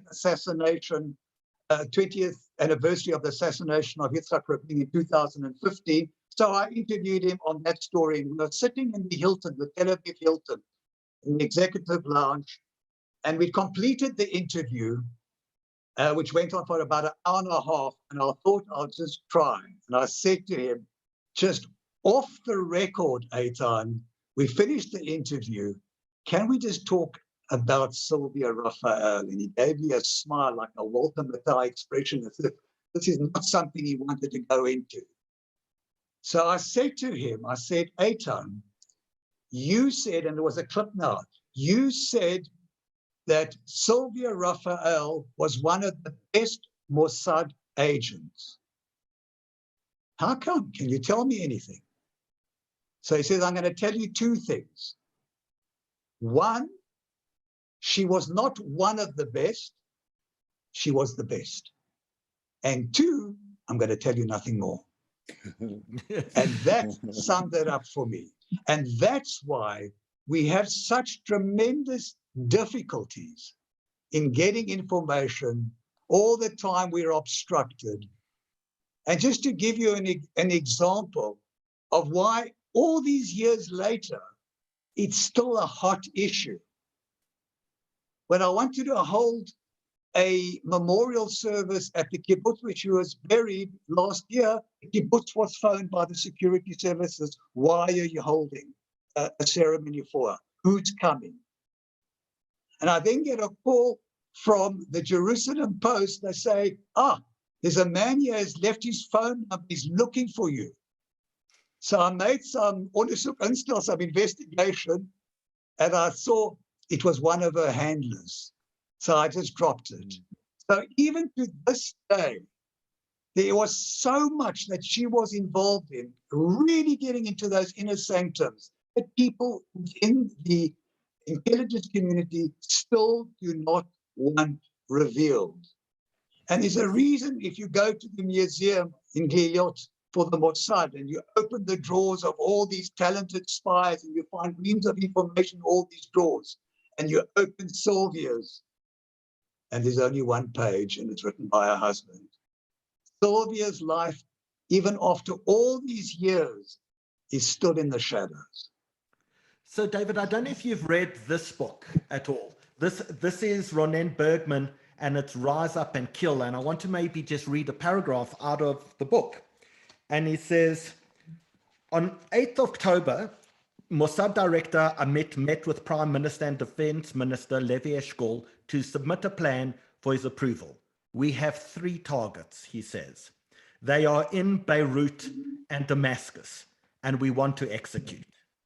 After identifying the targets, they decide, in fact, to send them gifts, as they call it, via post. And they say, it will be a woman doing it this time. She'll go to Beirut and slip the letters into a mailbox there. She is South African with a British passport, and she's ready to do it. Amit was speaking about Sylvia Raphael, the daughter of a Jewish father and a Gentile mother, who had developed a strong allegiance with the Jewish people, integrated to Israel and recruited by the Mossad. She was trained by Moti Kfir and became the most famous female operative in the history of Caesarea. There you are. So maybe, John, I don't know if you, in that clip, you saw pictures of Sylvia with some very interesting people. You saw pictures of Sylvia with Jimmy Carter and with Jerry Lewis and with Yul Brynner. How on earth did she mix in those circles? Well, that's a good question, but I think she certainly is as her role with Agence Delmas. Obviously, she wanted to travel right around the Middle East as much as possible, posing as a photographer and infiltrating the top echelons of the PLO. But also she went to Cannes, and some of those pictures might have come from there. She took pictures of stars. Okay, and Saxon, we know, for example, that she was in places like Mogadishu and Eritrea. Do we have any idea what she was doing there? I have absolutely no idea what she was doing there, other than the fact that obviously Mogadishu was a key place. It was where the airplanes were blown up, if you'll recall those images. And Eritrea, I can only assume that it was a sort of armory conduit for the PLO. I don't know is the honest answer to that. What I do know, following on from what John was saying, is that a large part of her cover was she was a photographer and she learnt, or put it this way, polished her skills as a photographer by being a stills cameraman or camera woman, forgive me, camera woman on movie sets. And that is how she is photographed with the likes of Jerry Lewis and also, you know, it looks as though Aeneas is introducing Sylvia to Jimmy Carter. You know, I can only assume, yeah, I can only assume that it was Aeneas's contact, Jimmy Carter. Aeneas is interesting because he was not the original defense lawyer. That's why she got a life sentence. Okay, let's get on to that when we come to that part of the story. Oh my goodness, all the best. So it's September 1970. The PLO tried to take over Jordan as a country. Yeah. Sylvia is in fact part of the PLO inner circle at this point in time, but she clearly has very good relationships with King Hussein and his family. And in fact, King Hussein, yeah. There are reports that, in fact, during the PLO attempt to overthrow King Hussein and take over the country, in fact, King Hussein and his family get flown out by the Israelis to safety in Israel as they try to, in fact, put down the PLO uprising in the country. The PLO loses it, gets expelled from Jordan, and goes, in fact, to Lebanon. And Sylvia moves with the PLO out of Jordan into Lebanon itself. And the PLO make a decision. They're going to take their war and they're going to move it into Europe. And one of the most famous things they did was an operation during the Munich Olympic Games. And let's in fact have a look at that clip right now. Ali Hassan Salameh, nicknamed the Red Prince, was regarded by Yasser Arafat as his protege. He helped form an elite group called Black September, a tribute to the month the Palestinians were brutally expelled from Jordan to the Lebanon. Among the many terrorist outrages of plane hijackings and killings, he masterminded Black September's murderous kidnapping of 11 Israeli athletes during the Munich Olympics of 1972. A masked gunman steps onto the balcony of 31 Connolly Street in Munich's Olympic Village. Inside, 2 Israeli athletes are dead. Another 9 Israelis held hostage by a group of Palestinian gunmen calling themselves Black September. In the weeks following Munich, Golda Meir's advisors on terrorism gathered to devise another plan for revenge: targeted assassinations. Operation Wrath of God would be the instrument of its revenge. We will smite them wherever they may be. It is here in Oslo Sylvia stood trial accused of Norway's most serious crime, planned murder. There is no doubt she was the senior combatant within the unit led by Mike Harari, sent to kill the mastermind behind the Munich Olympic massacre of Israeli athletes. The people in charge of the operation, including Tzvi Zamir, the head of the Mossad, because they were so anxious to kill Ali Hassan Salameh, they said, no, you are wrong, we are right, and they gave the orders, and the assassination team moved in. At 10:35 p.m., the agents fired 14 shots at close range. The man they left dying by the side of the road was not Ali Hassan Salameh. It was Ahmed Bouchiki, a Moroccan waiter who lived in this modest apartment building, rode his bicycle to work, and was killed coming home from a movie with his pregnant wife, Turil. And it led to the discovery of several Israeli safe houses across Europe. And really, it led to massive international embarrassment for Israel as a whole. The members of the team, including Sylvia, were apprehended, tried and sentenced for 5 years. Released after 2.5 years, Sylvia married her Norwegian lawyer. Sylvia thought it failed on professionalism. She was so broken-hearted, really, about all the mistakes that she thought the Mossad had made.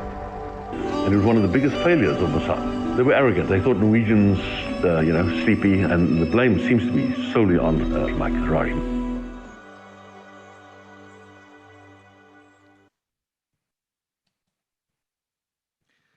So in fact, what happens, Golda Meir gives the instructions, they will avenge the death of the 11 athletes that were murdered by Black September at the Munich Olympics. And hit squads, in fact, go out throughout Europe looking for all of those involved. And in fact, John, many of these things start in Paris. I don't know if you and Sylvia were still together at that point in time or had any contact, but one of the first people who was assassinated was, in fact, the head of the PLO in France. His name was Mahmoud Hamshari. And for many people who've seen the movie Munich, the story is, in fact, he gets a call from someone posing as an Italian journalist, a woman. They believe it is, in fact, Sylvia. She lures him out of his apartment. While he's out, the Mossad go into his apartment and plant a bomb under his desk. He returns home. Sylvia calls him. When he's identified himself, the bomb goes off, and the head of the PLO in Paris is, in fact, dead. He, in fact, doesn't die immediately. He dies only the next day. He gets rushed to hospital. And while in hospital, the police interview him. And he tells the story of a woman journalist who took him out and then called him to make sure it was him before the bomb, in fact, goes off. That's, in fact, one of the first assassinations that take place by the Mossad after the Munich Olympics. Saxon, there were others as well. There were a number of people killed in Paris. There were people killed in Rome. Mm-hmm. Yep. In fact, until Sylvia died, there was still an extradition warrant for Sylvia to be returned to Italy to face charges for the killing of senior PLO operative in Rome. You know, it's sort of you know, as John's sort of described, it's very hard to sort of get across how threatening the European PLO cells were to Israel and to Jews. And you know, the whole Munich massacre was sort of kind of the icing on the cake for the PLO. It was an absolutely horrific crime, and you know, I don't think the Olympic Committee comes out with too many accolades for the way they handled it. But having said that, you're right. The one thing that Israel is renowned for is they never give up. And even though Sylvia never got to see Ali Hassan Salameh eventually taken care of, Mossad continued to persist until they eventually got him. As I was saying, and I hope I'm not over reiterating the point, I feel that Lillehammer was Salameh's way of using his limited resources to set Mossad up, to give them a very good reason to go to Lillehammer. The poor man that was killed was equally set up to be the target. Sylvia had grave reservations about the target. One, she knew that Salameh could not speak French, and yet this poor man spoke fluent French. He was Algerian or Moroccan. I'm sorry, I can't recall. Moroccan, but he certainly spoke French. And Sylvia knew that the Red Prince, the man that she was after, couldn't speak a word of it. So Saxon, let's actually swap over to David at this point in time. Yeah. David, tell us the story of Lillehammer.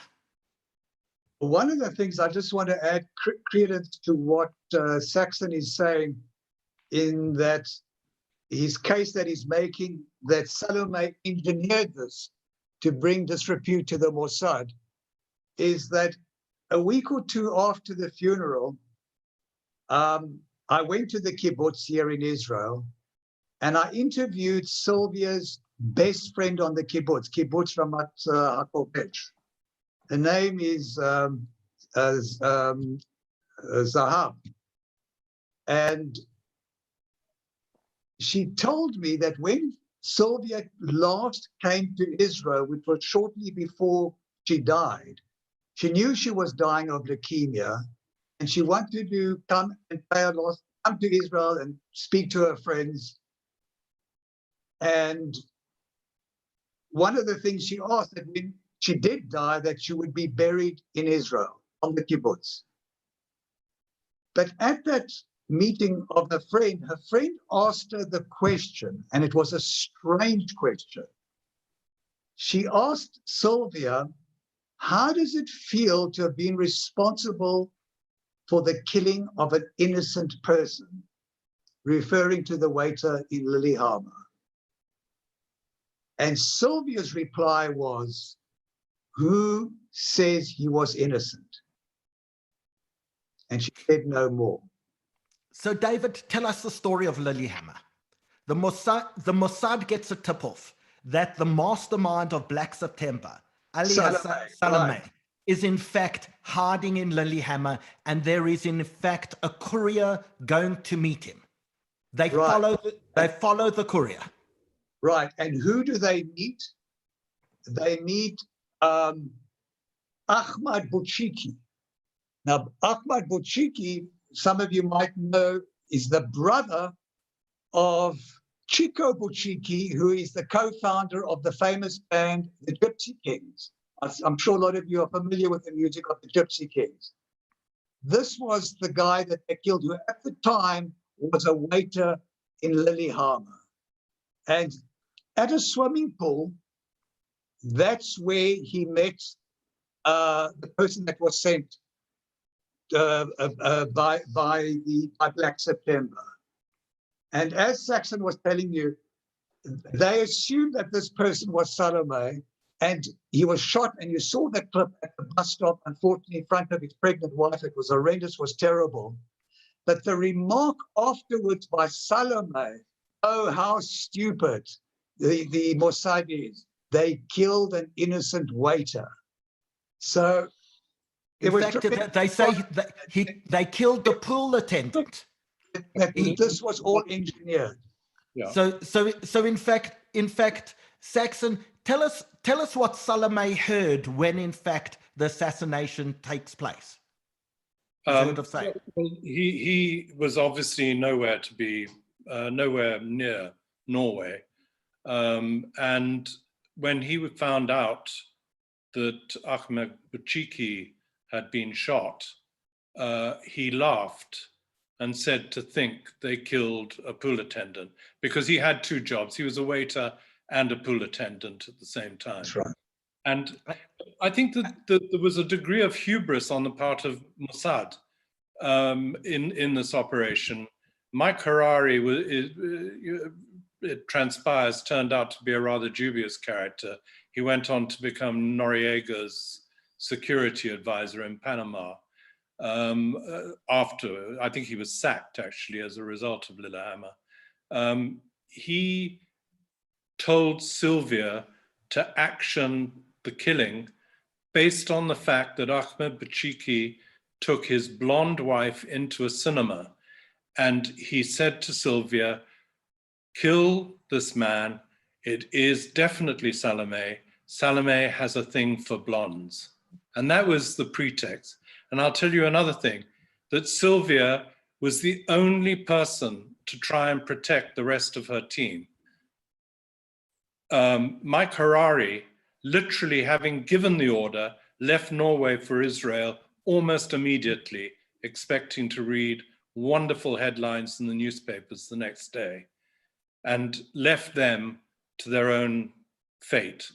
And unfortunately, for Mossad, they had got a fantastically professional commander in Sylvia, but she was supported by two naive new operatives, purely selected because they had a smattering of Scandinavian. And, both under interrogation buckled immediately. Dan Arbel, who maintains that Sylvia was his lover, which is absolute rubbish. Dan Arbel could not bear being confined in a cell because he was claustrophobic. So he opened up immediately and told the Norwegian intelligence what they wanted to know.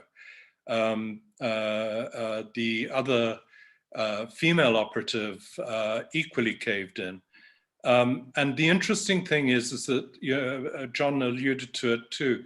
The head of French intelligence at the time, who John was talking about, actually went to Oslo to have his turn with Sylvia, interrogating her. And the phenomenal thing about Sylvia is no one bore any animus towards her. These two individuals who were head of their intelligence services were interrogating her under extreme circumstances. She was charming, she talked, she answered all their questions. And the funny thing is that when they read through the transcripts afterwards, she had told them nothing. And they admired her for that. They admired her courage and her tenacity and her robust approach to it, the fact she gave away nothing, but always remained civil and gracious throughout. And I just found that a common theme throughout the whole of my experience of Sylvia's story, because I met Chico via John. John's partner is in the music industry, and I was trying to get hold of Ahmed Bouchiki's family, but they had a NDA with the Israeli government and couldn't talk to me. And I was despairing because I wanted to ask that family how much Ahmed's death impacted on their lives. And John wonderfully mystically came up with the fact that he could introduce me to Chico Buchiki. And I thought I was going to meet somebody that would be extremely anti-Sylvia, quite the reverse, and anti-Israel, absolutely not.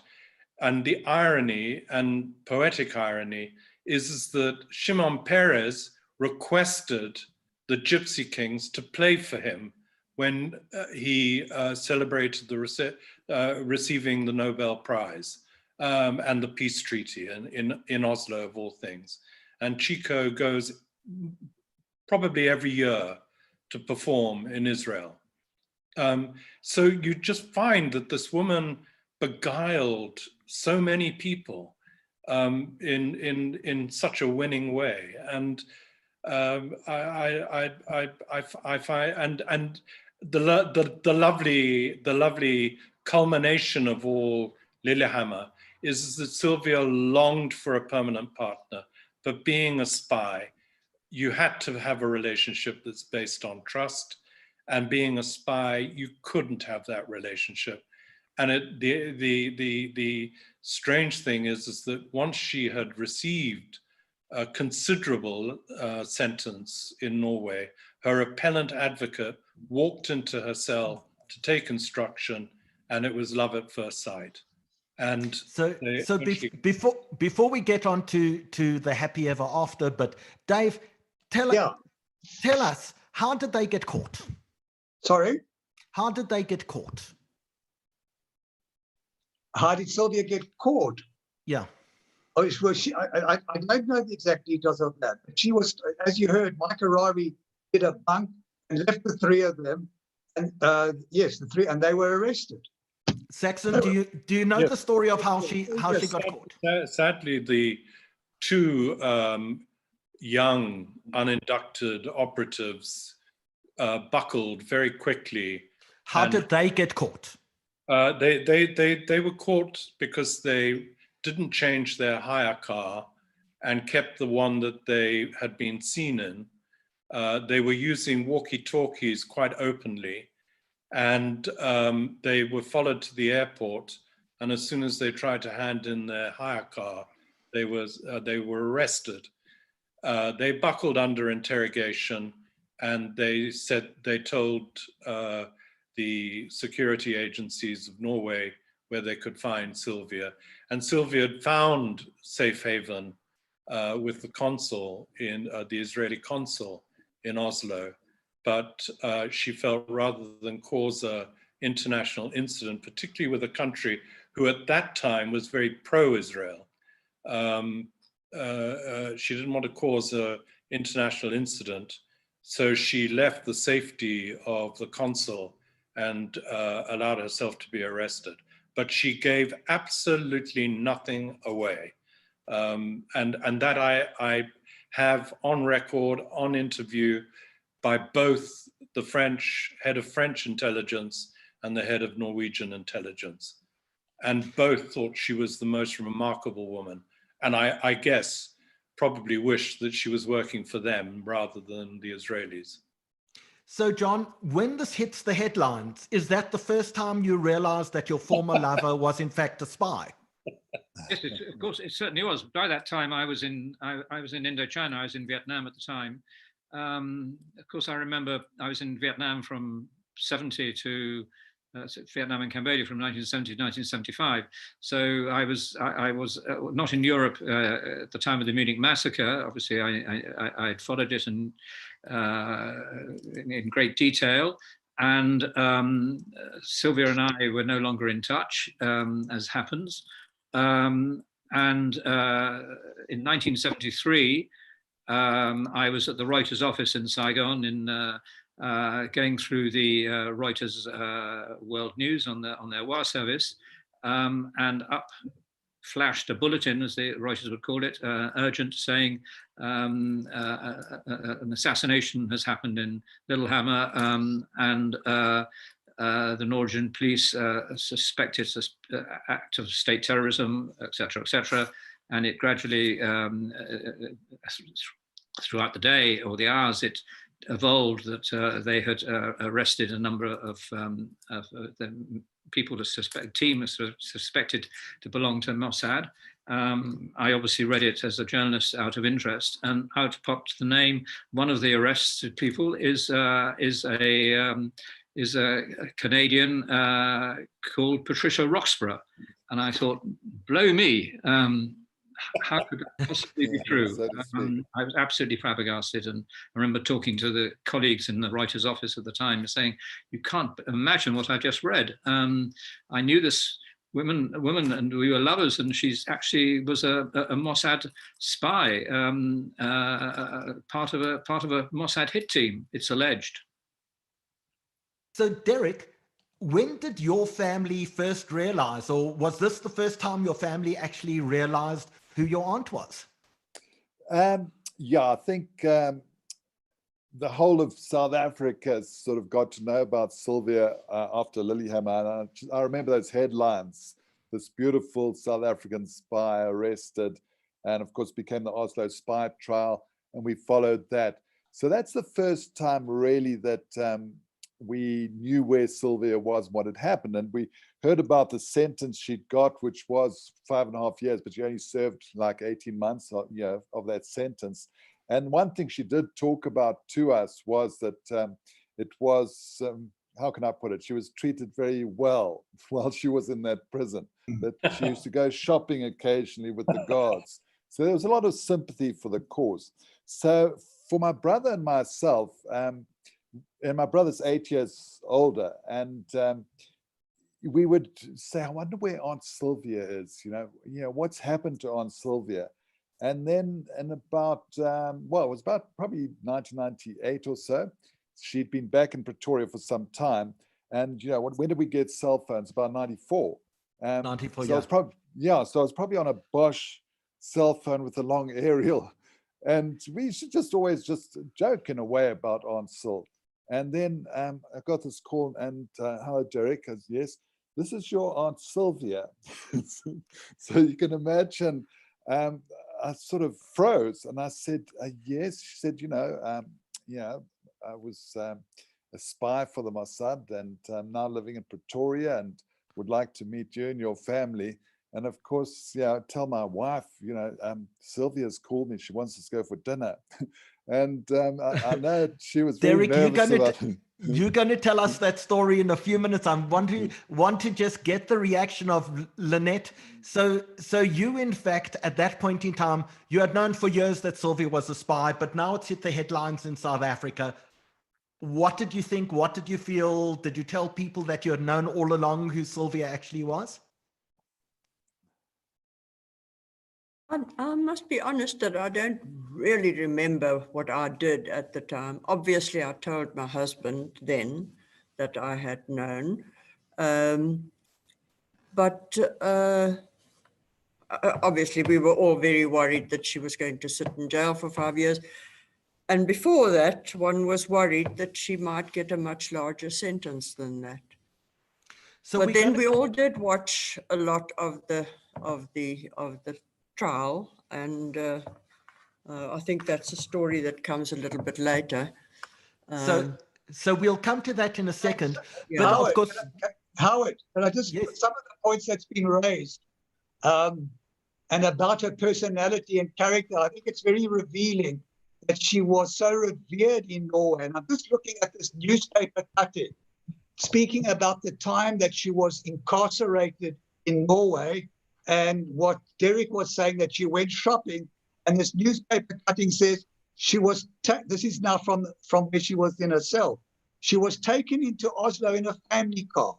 A plainclothes policeman shadowed her as she browsed around the cosmetic counters of the big stores and looked at the latest fashions. Nobody recognized her. Now just think about it. Here's somebody who's been convicted of murder or assassination, and she's allowed to go out freely, observed from a distance by a policeman as she went to cosmetic counters shopping. That tells you something about the character and personality. And this particular article ends off saying, Miss Raphael has become something of a national figure her sophistication, calm, eloquence, allied to the idealism which led her to become a now self-confessed Israeli anti-terrorist agent, have made her extremely popular in Norway. I think that's quite fascinating. There was a nice little quip as well. I don't know if you heard that one when she was sentenced to 5.5 years on appeal, I think it was. She said, yeah, I was the much vaunted 007, but now I've just been reduced to 005.5, which I think was a bit of her humor coming out. We're going to talk a little more about her trial and in fact her incarceration in a one minute. But of course, Steven Spielberg. No, you're going to wait, Saxon, because because Steven Spielberg in fact took the story of the Munich massacre and he in fact immortalized it in a movie called Munich. And we're just going to look at a few of the clips from that, and then we'll come back to the panel.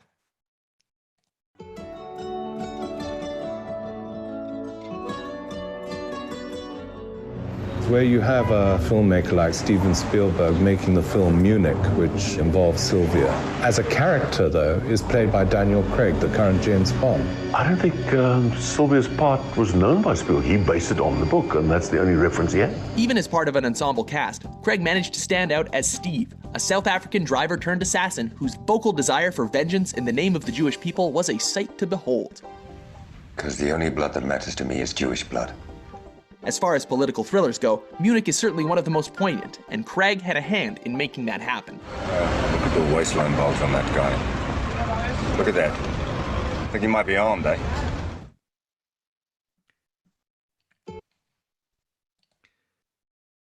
Now, Saxon, now you can tell us your story. No. It was just a follow-on from Dave's recitation of her period in prison. Bunty and I, while we were filming, we were not allowed to film. We couldn't get official permission to film in the prison. So we decided to literally barge our way in. And sitting at a desk, a reception desk, again, mystically, was her jailer. He had retired from the prison service, but he looked after her in jail. And I just liked his anecdote to Bunty. He said, I just wish I'd played my cards better with your sister, because I'm sure there was something between us. So in fact, Melanie book tells me a story that, of course, from the kibbutz, they used to send her things for Rosh Hashanah and for Pesach. And she, even though she was an atheist, even though she wasn't Jewish, she would make sure that for Pesach, they in fact kashered her cell for Passover.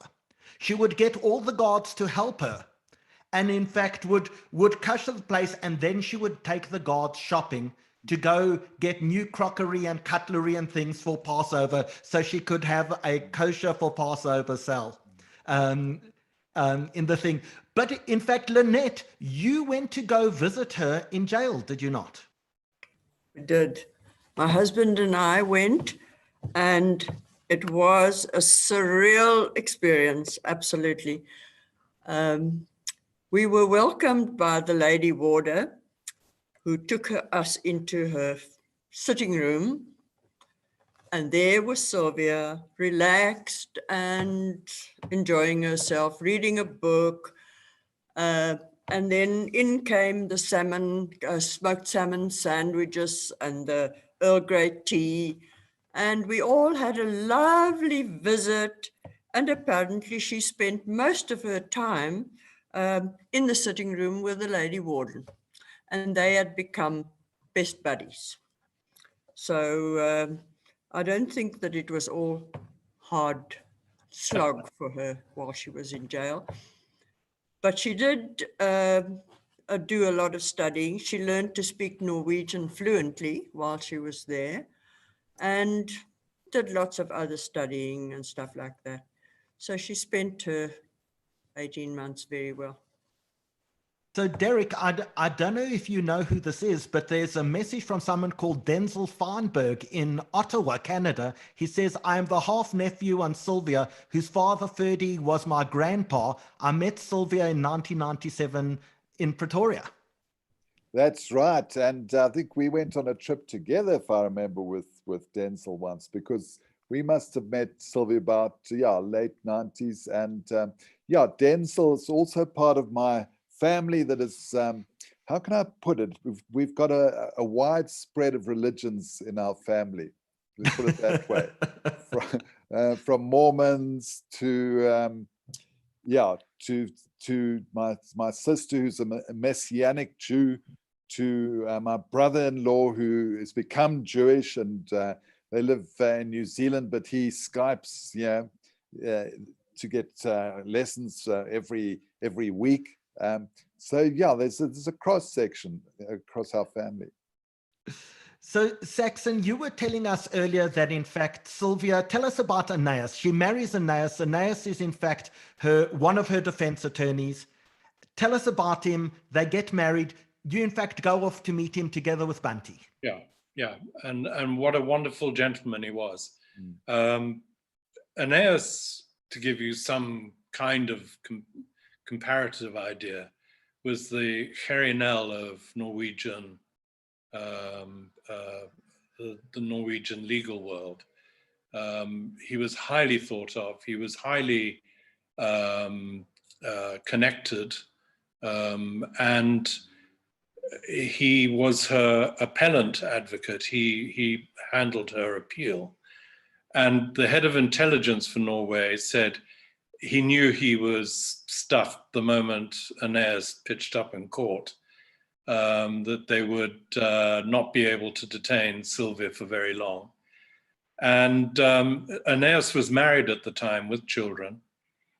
And as I say, if Sylvia had a sadness in her life, it was the fact that she really didn't have a permanent partner. And basically he walked in to take her instruction, and inexplicably they fell in love with each other. And I'm glad that they did, because he brought her great happiness and stability.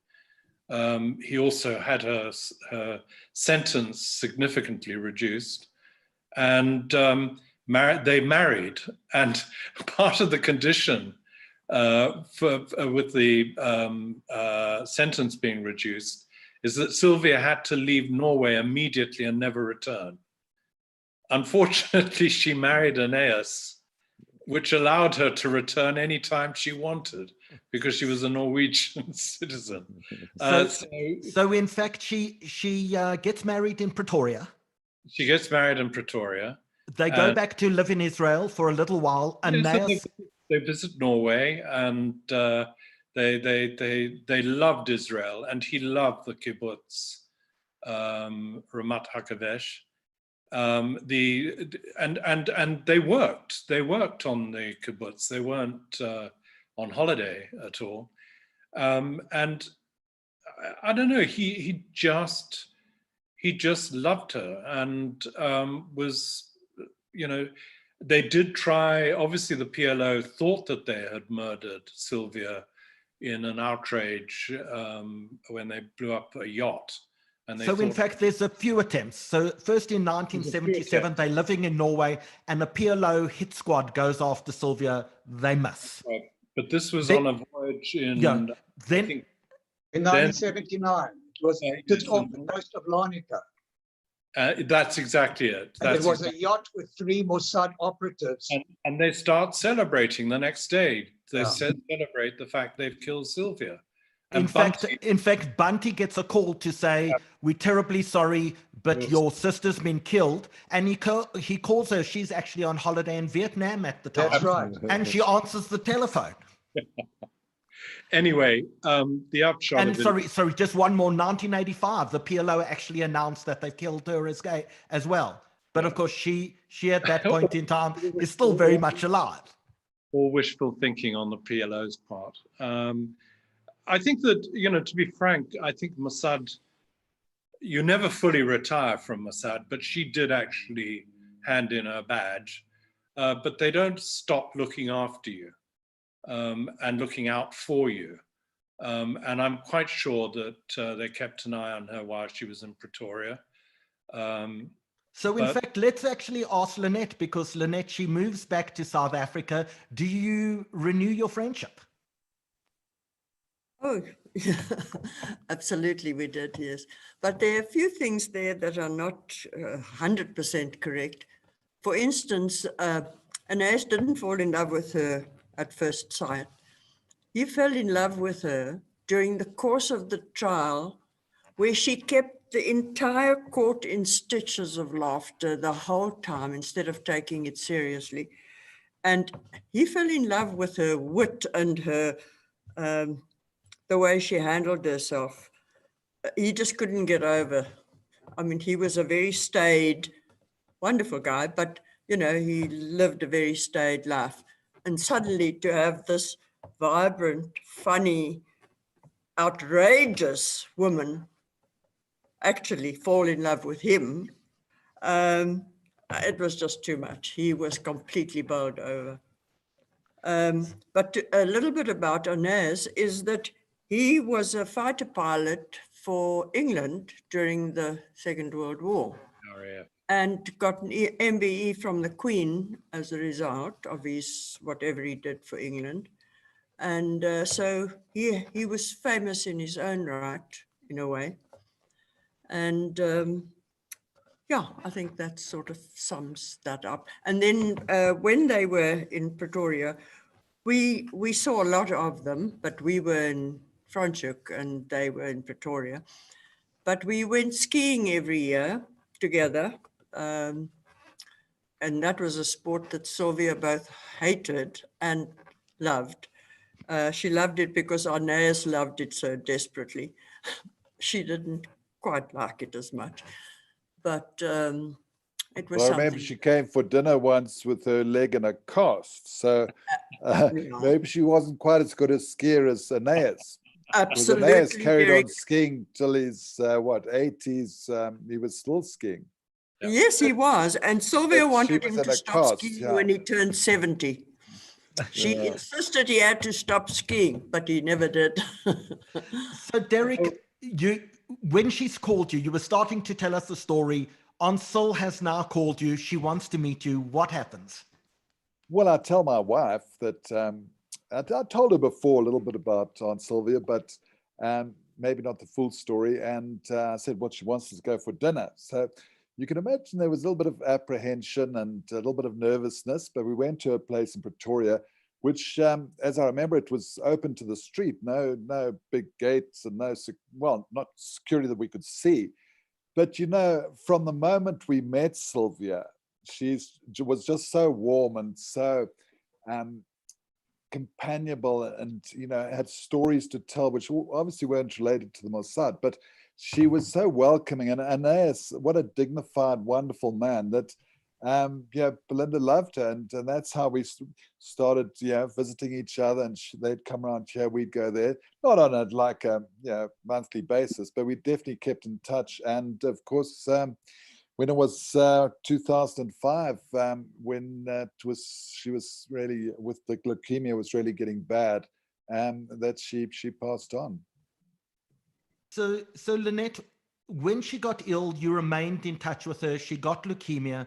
You used to have discussions about death. You had many of these deep discussions about life. Tell us a little about that. Well, when Sylvia was diagnosed, she didn't actually tell anybody what had happened. Even with the doctors, she just joked and treated it all as though it really wasn't happening, and certainly didn't tell me, or I don't think she told anybody, maybe Anais, that she had cancer, until eventually it got bad enough that it was definitely going to be terminal. And then she used to come and stay with me quite often, and we had lots of talks about it, and in the end she just kept on trying to stay alive and didn't want to accept the fact that she might actually die. And well, eventually, well, we had a big discussion, and I told her to just let go. She's just suffering unnecessarily. And I don't know, eventually she did just let go. We're going to look at our last insert now, and then we're going to come back for some Q&A and some final comments.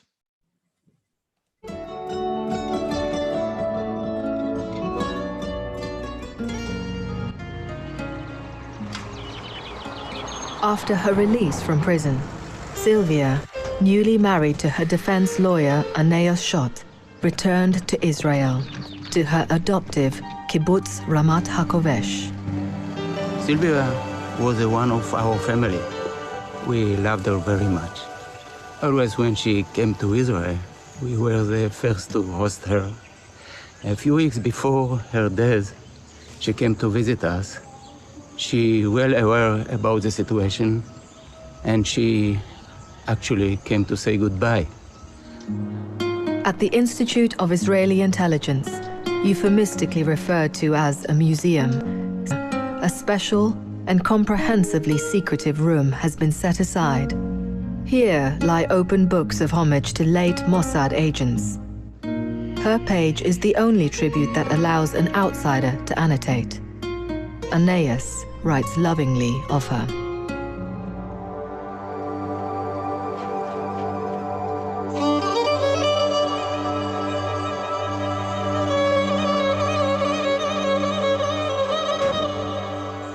And she mentioned us her desire to be buried here, and we keep her memories every day.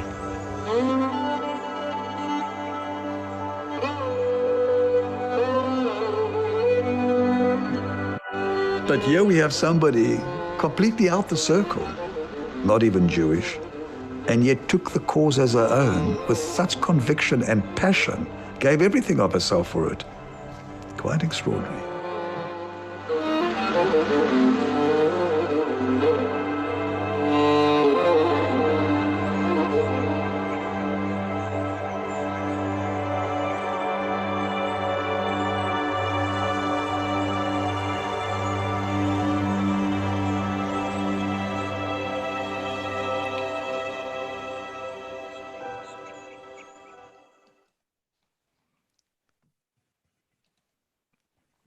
Quite a story to tell on Women's Month, don't you think? The story of truly a absolutely remarkable individual, a remarkable woman. So we have a Q&A button at the bottom.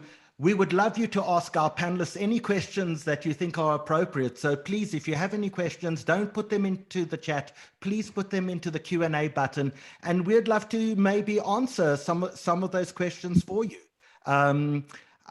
So one of the questions, Saxon, you in fact have made this documentary about Sylvia. We've had so many questions about the documentary. When we end this program, we'll in fact be playing the full trailer of your documentary. Tell us what it's called, where can people get hold of it, and why have we not seen it yet in South Africa? I'm glad that you brought that up. Thank you very much, Howard. And this is no self-publicity. The film is called Sylvia Tracing Blood. One, I wanted to have a title that suggested a thriller-like trope or a spy thriller trope in Tracing Blood. But it's more about the DNA, the Derek Watts is here and Bunty and so on and so forth. Tracing your ancestry and connecting with that. The film has been shown everywhere, from Canada to China, even in Ghana and Zimbabwe, of all places.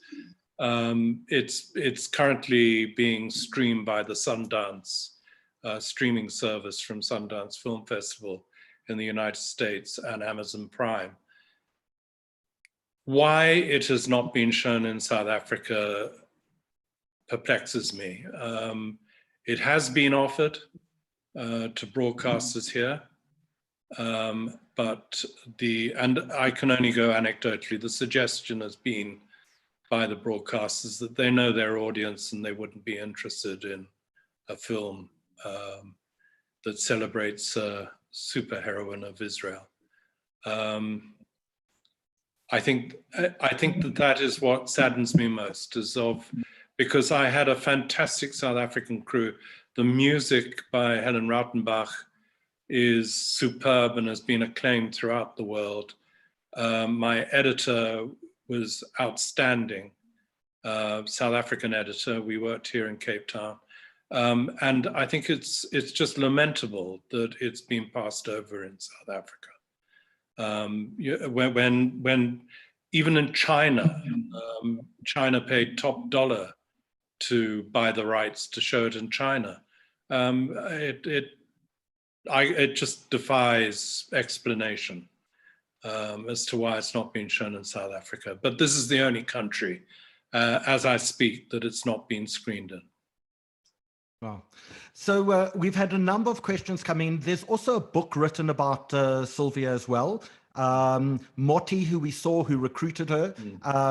Some of the stories in the book, though, appear not to be terribly accurate. When you speak to Bunty about it, he tells the story of a Ukrainian relative coming back after the Holocaust, but that's all fabricated. That's like much in the world of undercover spy. No one knows what's truth and what isn't truth.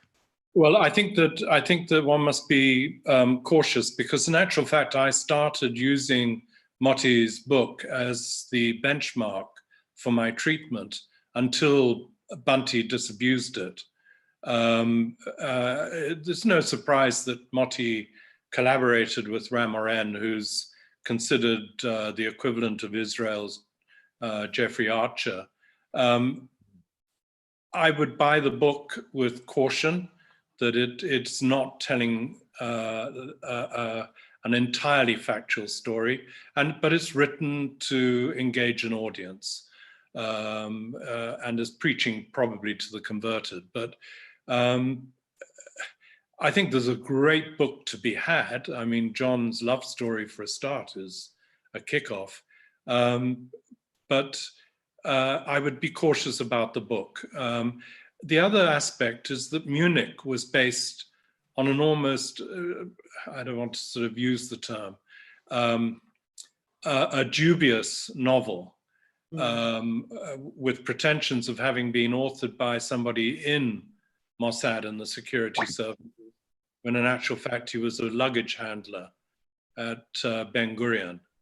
And Mossad to this day are peeved that somebody with the means that Steven Spielberg had chose to film in Malta and not Israel, where he would have had all the cooperation required to realize the film. And to not know, again, with all the resources he had at his disposal and the financing that he had at his disposal, to not know that the Daniel Craig character was in actual fact a woman is, I think, negligent, but that's my personal view. Lynette, there are questions that have come in to ask, is Aeneas still alive? No. Well, let's. Lynette, did you have any contact with Aeneas after Sylvia's passing? Not much, because of the distance, you know, with him in Pretoria and then back in Norway, and yeah, so limited contact with Aeneas, sadly. Aeneas passed away, I think, in 2014. So quite a long time. He passed away, Derek, 3 months after I completed the film in 2015.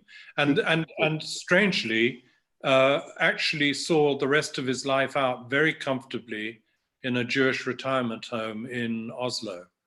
And he was very well looked after, immaculately dressed every day that we interviewed. He couldn't understand that I needed him to wear the same shirt over the 2 days of filming, because he had never worn a shirt for more than 1 day. 2 days in a row. Yeah. But he complied, and he, as ever, was a gentleman. And I think it was very nice that he and Bunty had time together. Bunty saw a lot of him while we were filming. And So we can, a real gentleman. Sorry, Derek? Yeah, can I butt in? Yeah. Oh, sorry, Dave. Yeah, I just want to butt in because I think this is kind of like very informative and illuminating of the exchange of letters that took place between Judge Joseph Herbstein and Sylvia when she was incarcerated. I don't know if people are familiar with Judge Joseph Herbstein. He was a judge of the Supreme Court in Cape Town. He wrote the definitive book, I think, on civil procedure for us lawyers, you remember, together with L. van Vincent. And he immigrated to Israel in 1963. In 1971 to 1974, he was the chairman of the South African Zionist Federation in Israel, commonly referred to as Telfed. And it was during this period of his chairmanship that he struck up this exchange of letters with Sylvia in jail. What is interesting is they both share commonality in that they both are from Graaff-Reinet. Judge Herbstein also was born and grew up in Graaff-Reinet. So that was his opening to Sylvia when he wrote his first letter to her. And how do I know about this? Because a week or two after the movie was shown here in Israel, Saxon's movie, I was contacted by Nina Seltz, who is the daughter of Judge Herbstein living in Savillon. And she said, I have all these letters written between Sylvia and Judge Herbstein. Do I want them? Well, of course I want them. So here I am sitting with this correspondence. And I think because it's correspondence between the two of them, I think it's quite informative. So in one, Judge Herbstein writes to her and says, as chairman of South African Zionist Federation, I'm glad to offer you our services. If you should need any, please write. And then followed an exchange of letters.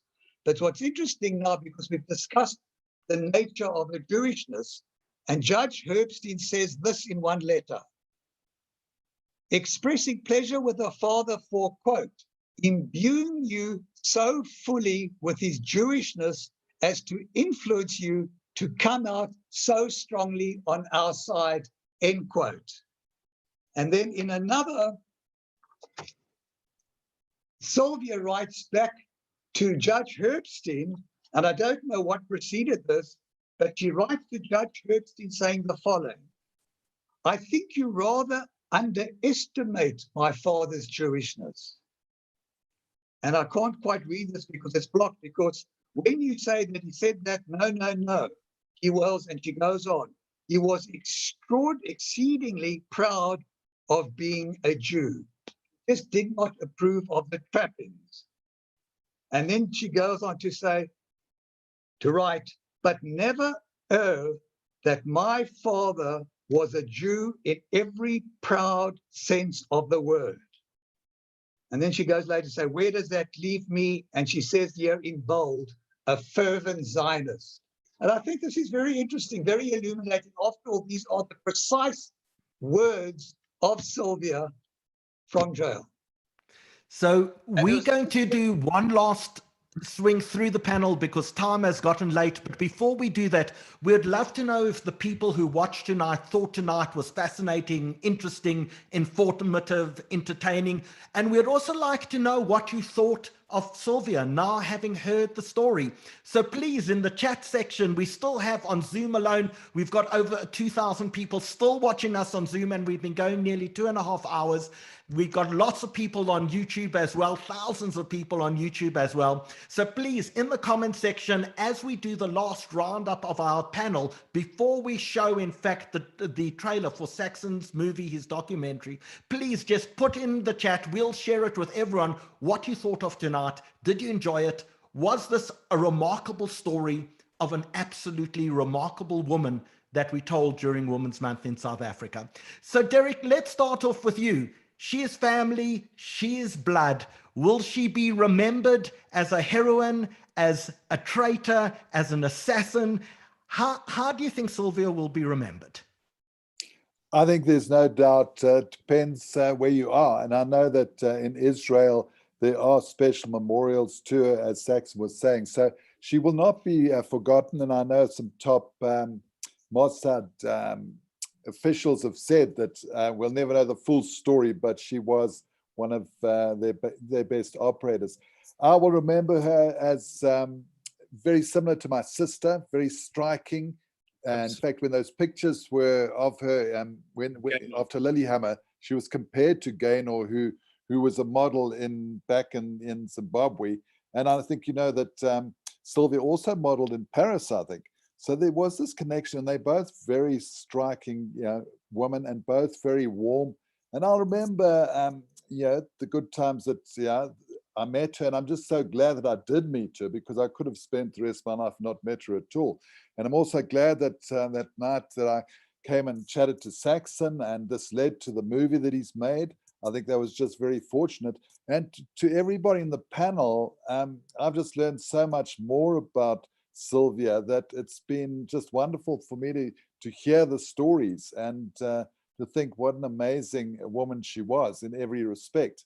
And I just really want to thank you, Howard, for inviting me, and I've really enjoyed being part of this panel and contributing just a small amount. Derek, I'm not going to ask you what it's like to be interviewed. Well, you know, I mean, that was one of the things that I had in common with Sylvia, is that she loved talking about journalism, because as we said earlier, that her cover was as Patricia Roxburgh, and that was as a photojournalist. So she felt that was our bond, you know, that we were both really journalists at heart. And yeah. Fantastic. Lynette, tell us, how will you remember Sylvia?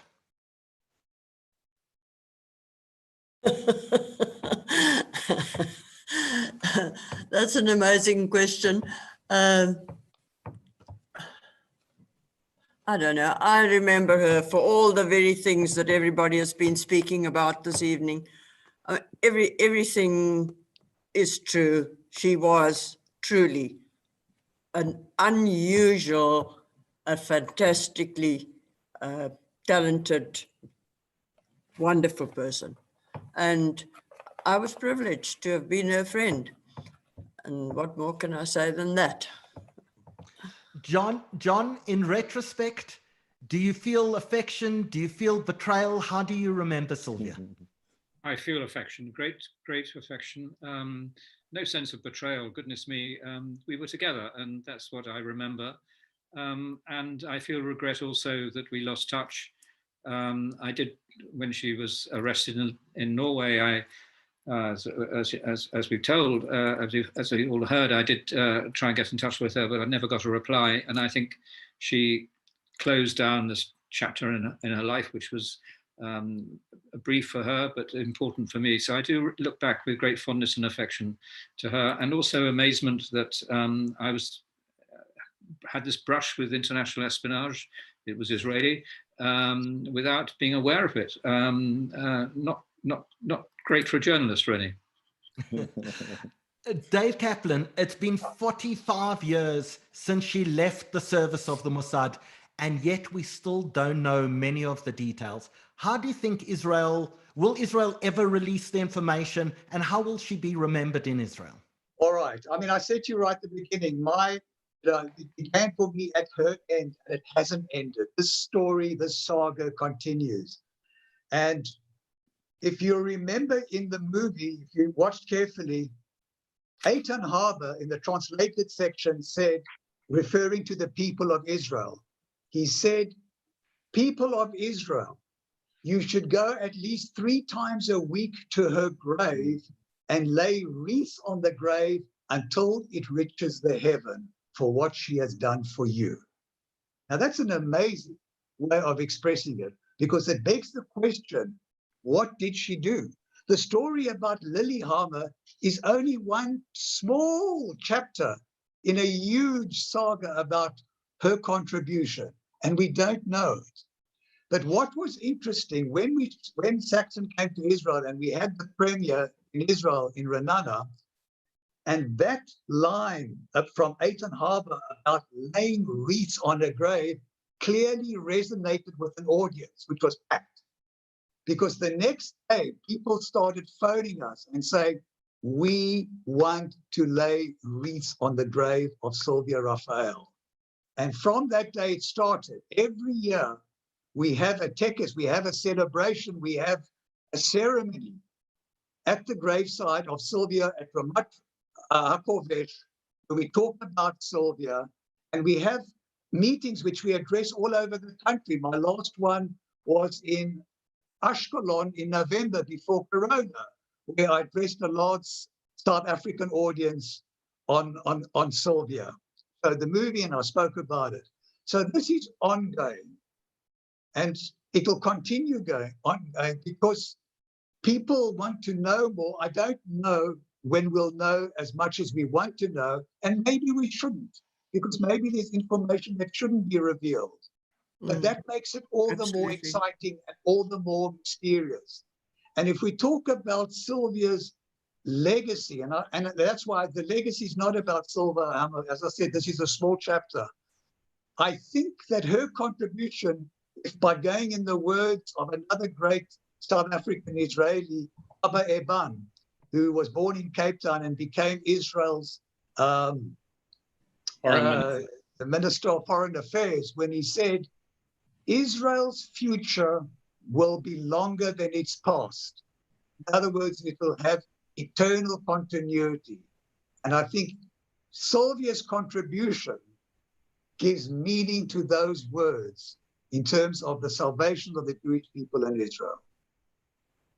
So Saxon, we're going to come for last comment to you in 1 second. Just before we do that, I want to thank Danny Kadar, who's been controlling all the back end tonight. A huge thank you to Danny. A huge thank you to Petter, who's putting on Thursday night's webcast, where we're going to be looking at ISIS in South Africa. So we'll see everyone on Thursday. And a massive thank you to Pam A. Roberts, who did all of the video editing tonight. Saxon, she took much of your material. She took stuff from CNN. She took stuff from multiple sources to be able to give us information tonight. Pam, a brilliant job, Pam A. Roberts. A huge thank you for everything that you've done. And also, let us not forget, Dorothy Sank made this entire thing possible, as did Leanne Copenhagen, who has pursued the story for years to make sure that the story gets told. So to both of them, a massive thank you. Saxon, before we show the trailer for your movie, and we certainly hope, in fact, that it gets shown in South Africa, because you've seen tonight, the interest has been absolutely immense. We've had thousands and thousands of people watching us tonight. Tell us how you think Sylvia will be remembered. I think personally, certainly from an Israeli perspective, she's a superheroine. There's no other way of describing her. And she's part legend, part factual. It's the way she is. I think Lynette's right. She probably did go to Israel and explore her roots. I think the most important thing to remember about Sylvia is she did what she did because of what happened in the 1930s and 1940s. She was absolutely horrified by that egregious part of history. And she, in a sense, made it her sort of own private covenant that she would do everything in her power to protect the Jewish people and their homeland. And one mustn't forget that. She really did have a very strong sense of that historical dynamic that she never wanted to see repeated again. And I think that one of the reasons that my film has such a long, evergreen sort of quality to it is that strangely it seems to be an antidote to the hideous, unthinking anti-Semitism that we experience today in Europe and the United States and other parts of the world. So I think she will be remembered, and eventually there will be historians that are able to have access to her missions and operations. But so much is protected because she has colleagues still alive who are still working. One anecdote, her principal wet worker is 83 years old. And guess what? He's still working. Can you imagine? He's still working. So, sorry, what is a wet worker? It's the person that does the shooting and presses the trigger for the bomb. She had a personal wet worker who worked with her for most of her life, her professional life. And he is still alive, and at great expense to Mossad is kept hidden. But he is still working, and we were confronted by Mossad to obscure him more than he's revealed in the film. We got around that, but we were in no uncertain terms told that he had to be protected because he's still at work. In fact, an 82-year-old assassin. Bunty tells the story that when he came back to the kibbutz after visiting Sylvia in prison, he visits Bunty and says, draw me a scaled model of her cell. I want to go break her out. And he would be perfectly capable of doing it, I'm sure. But he was mad about her. And, you know, so that just, it's in a humorous way, gives you some idea why so much of Sylvia's work cannot be, or Mossad cannot allow it to be extrapolated in any way by the enemies of Israel.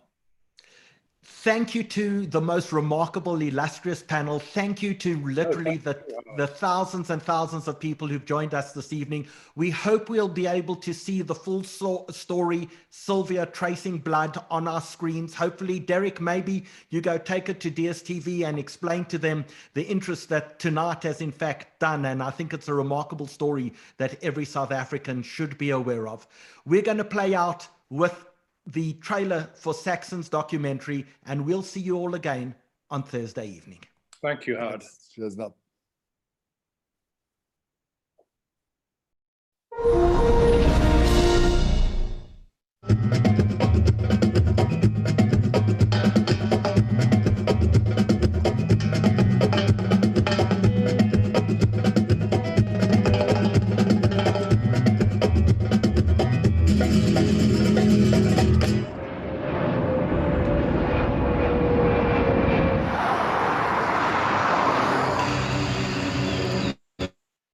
C'était quelqu'un qui avait vraiment une belle femme d'abord, mais avec de la classe. Hein. Et puis, ne disant pas n'importe quoi. There was something fascinating and compelling about her because there was a part of her which you could never quite reach or touch. אני יכול לומר בקלות רבה מאוד ובאחריות רבה מאוד שהיא הייתה מהלוחמות היותר מוצלחות של המוסד. Where you have a filmmaker like Steven Spielberg making the film Munich, which involves Sylvia. As a character, though, is played by Daniel Craig, the current James Bond. I don't think Sylvia's part was known by Spielberg. He based it on the book, and that's the only reference he had.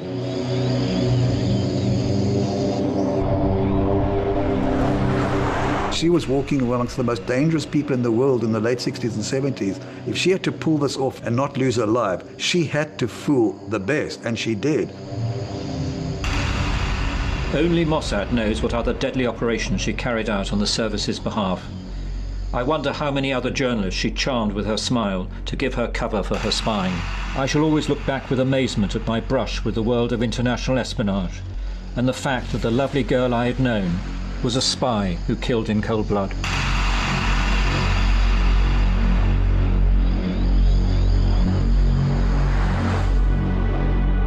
אילו עם ישראל היה יודע כמה מגיע לכבוד, הוא היה עולה לרגל לקברה בקיבוץ רמת הכובש, אם אני זוכר נכון, פעמיים בשבוע ומניח זרי פרחים עד גובה השמיים.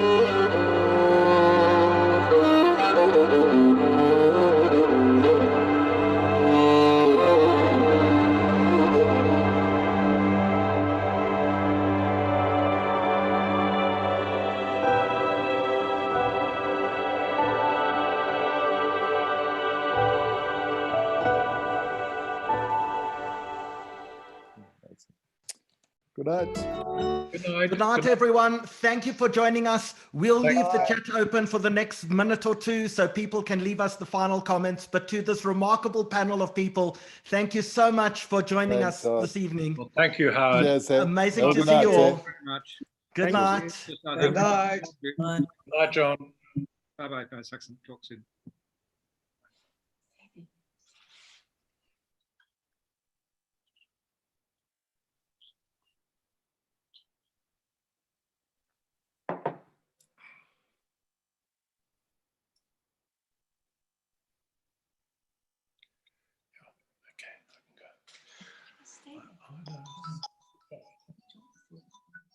Switch off me.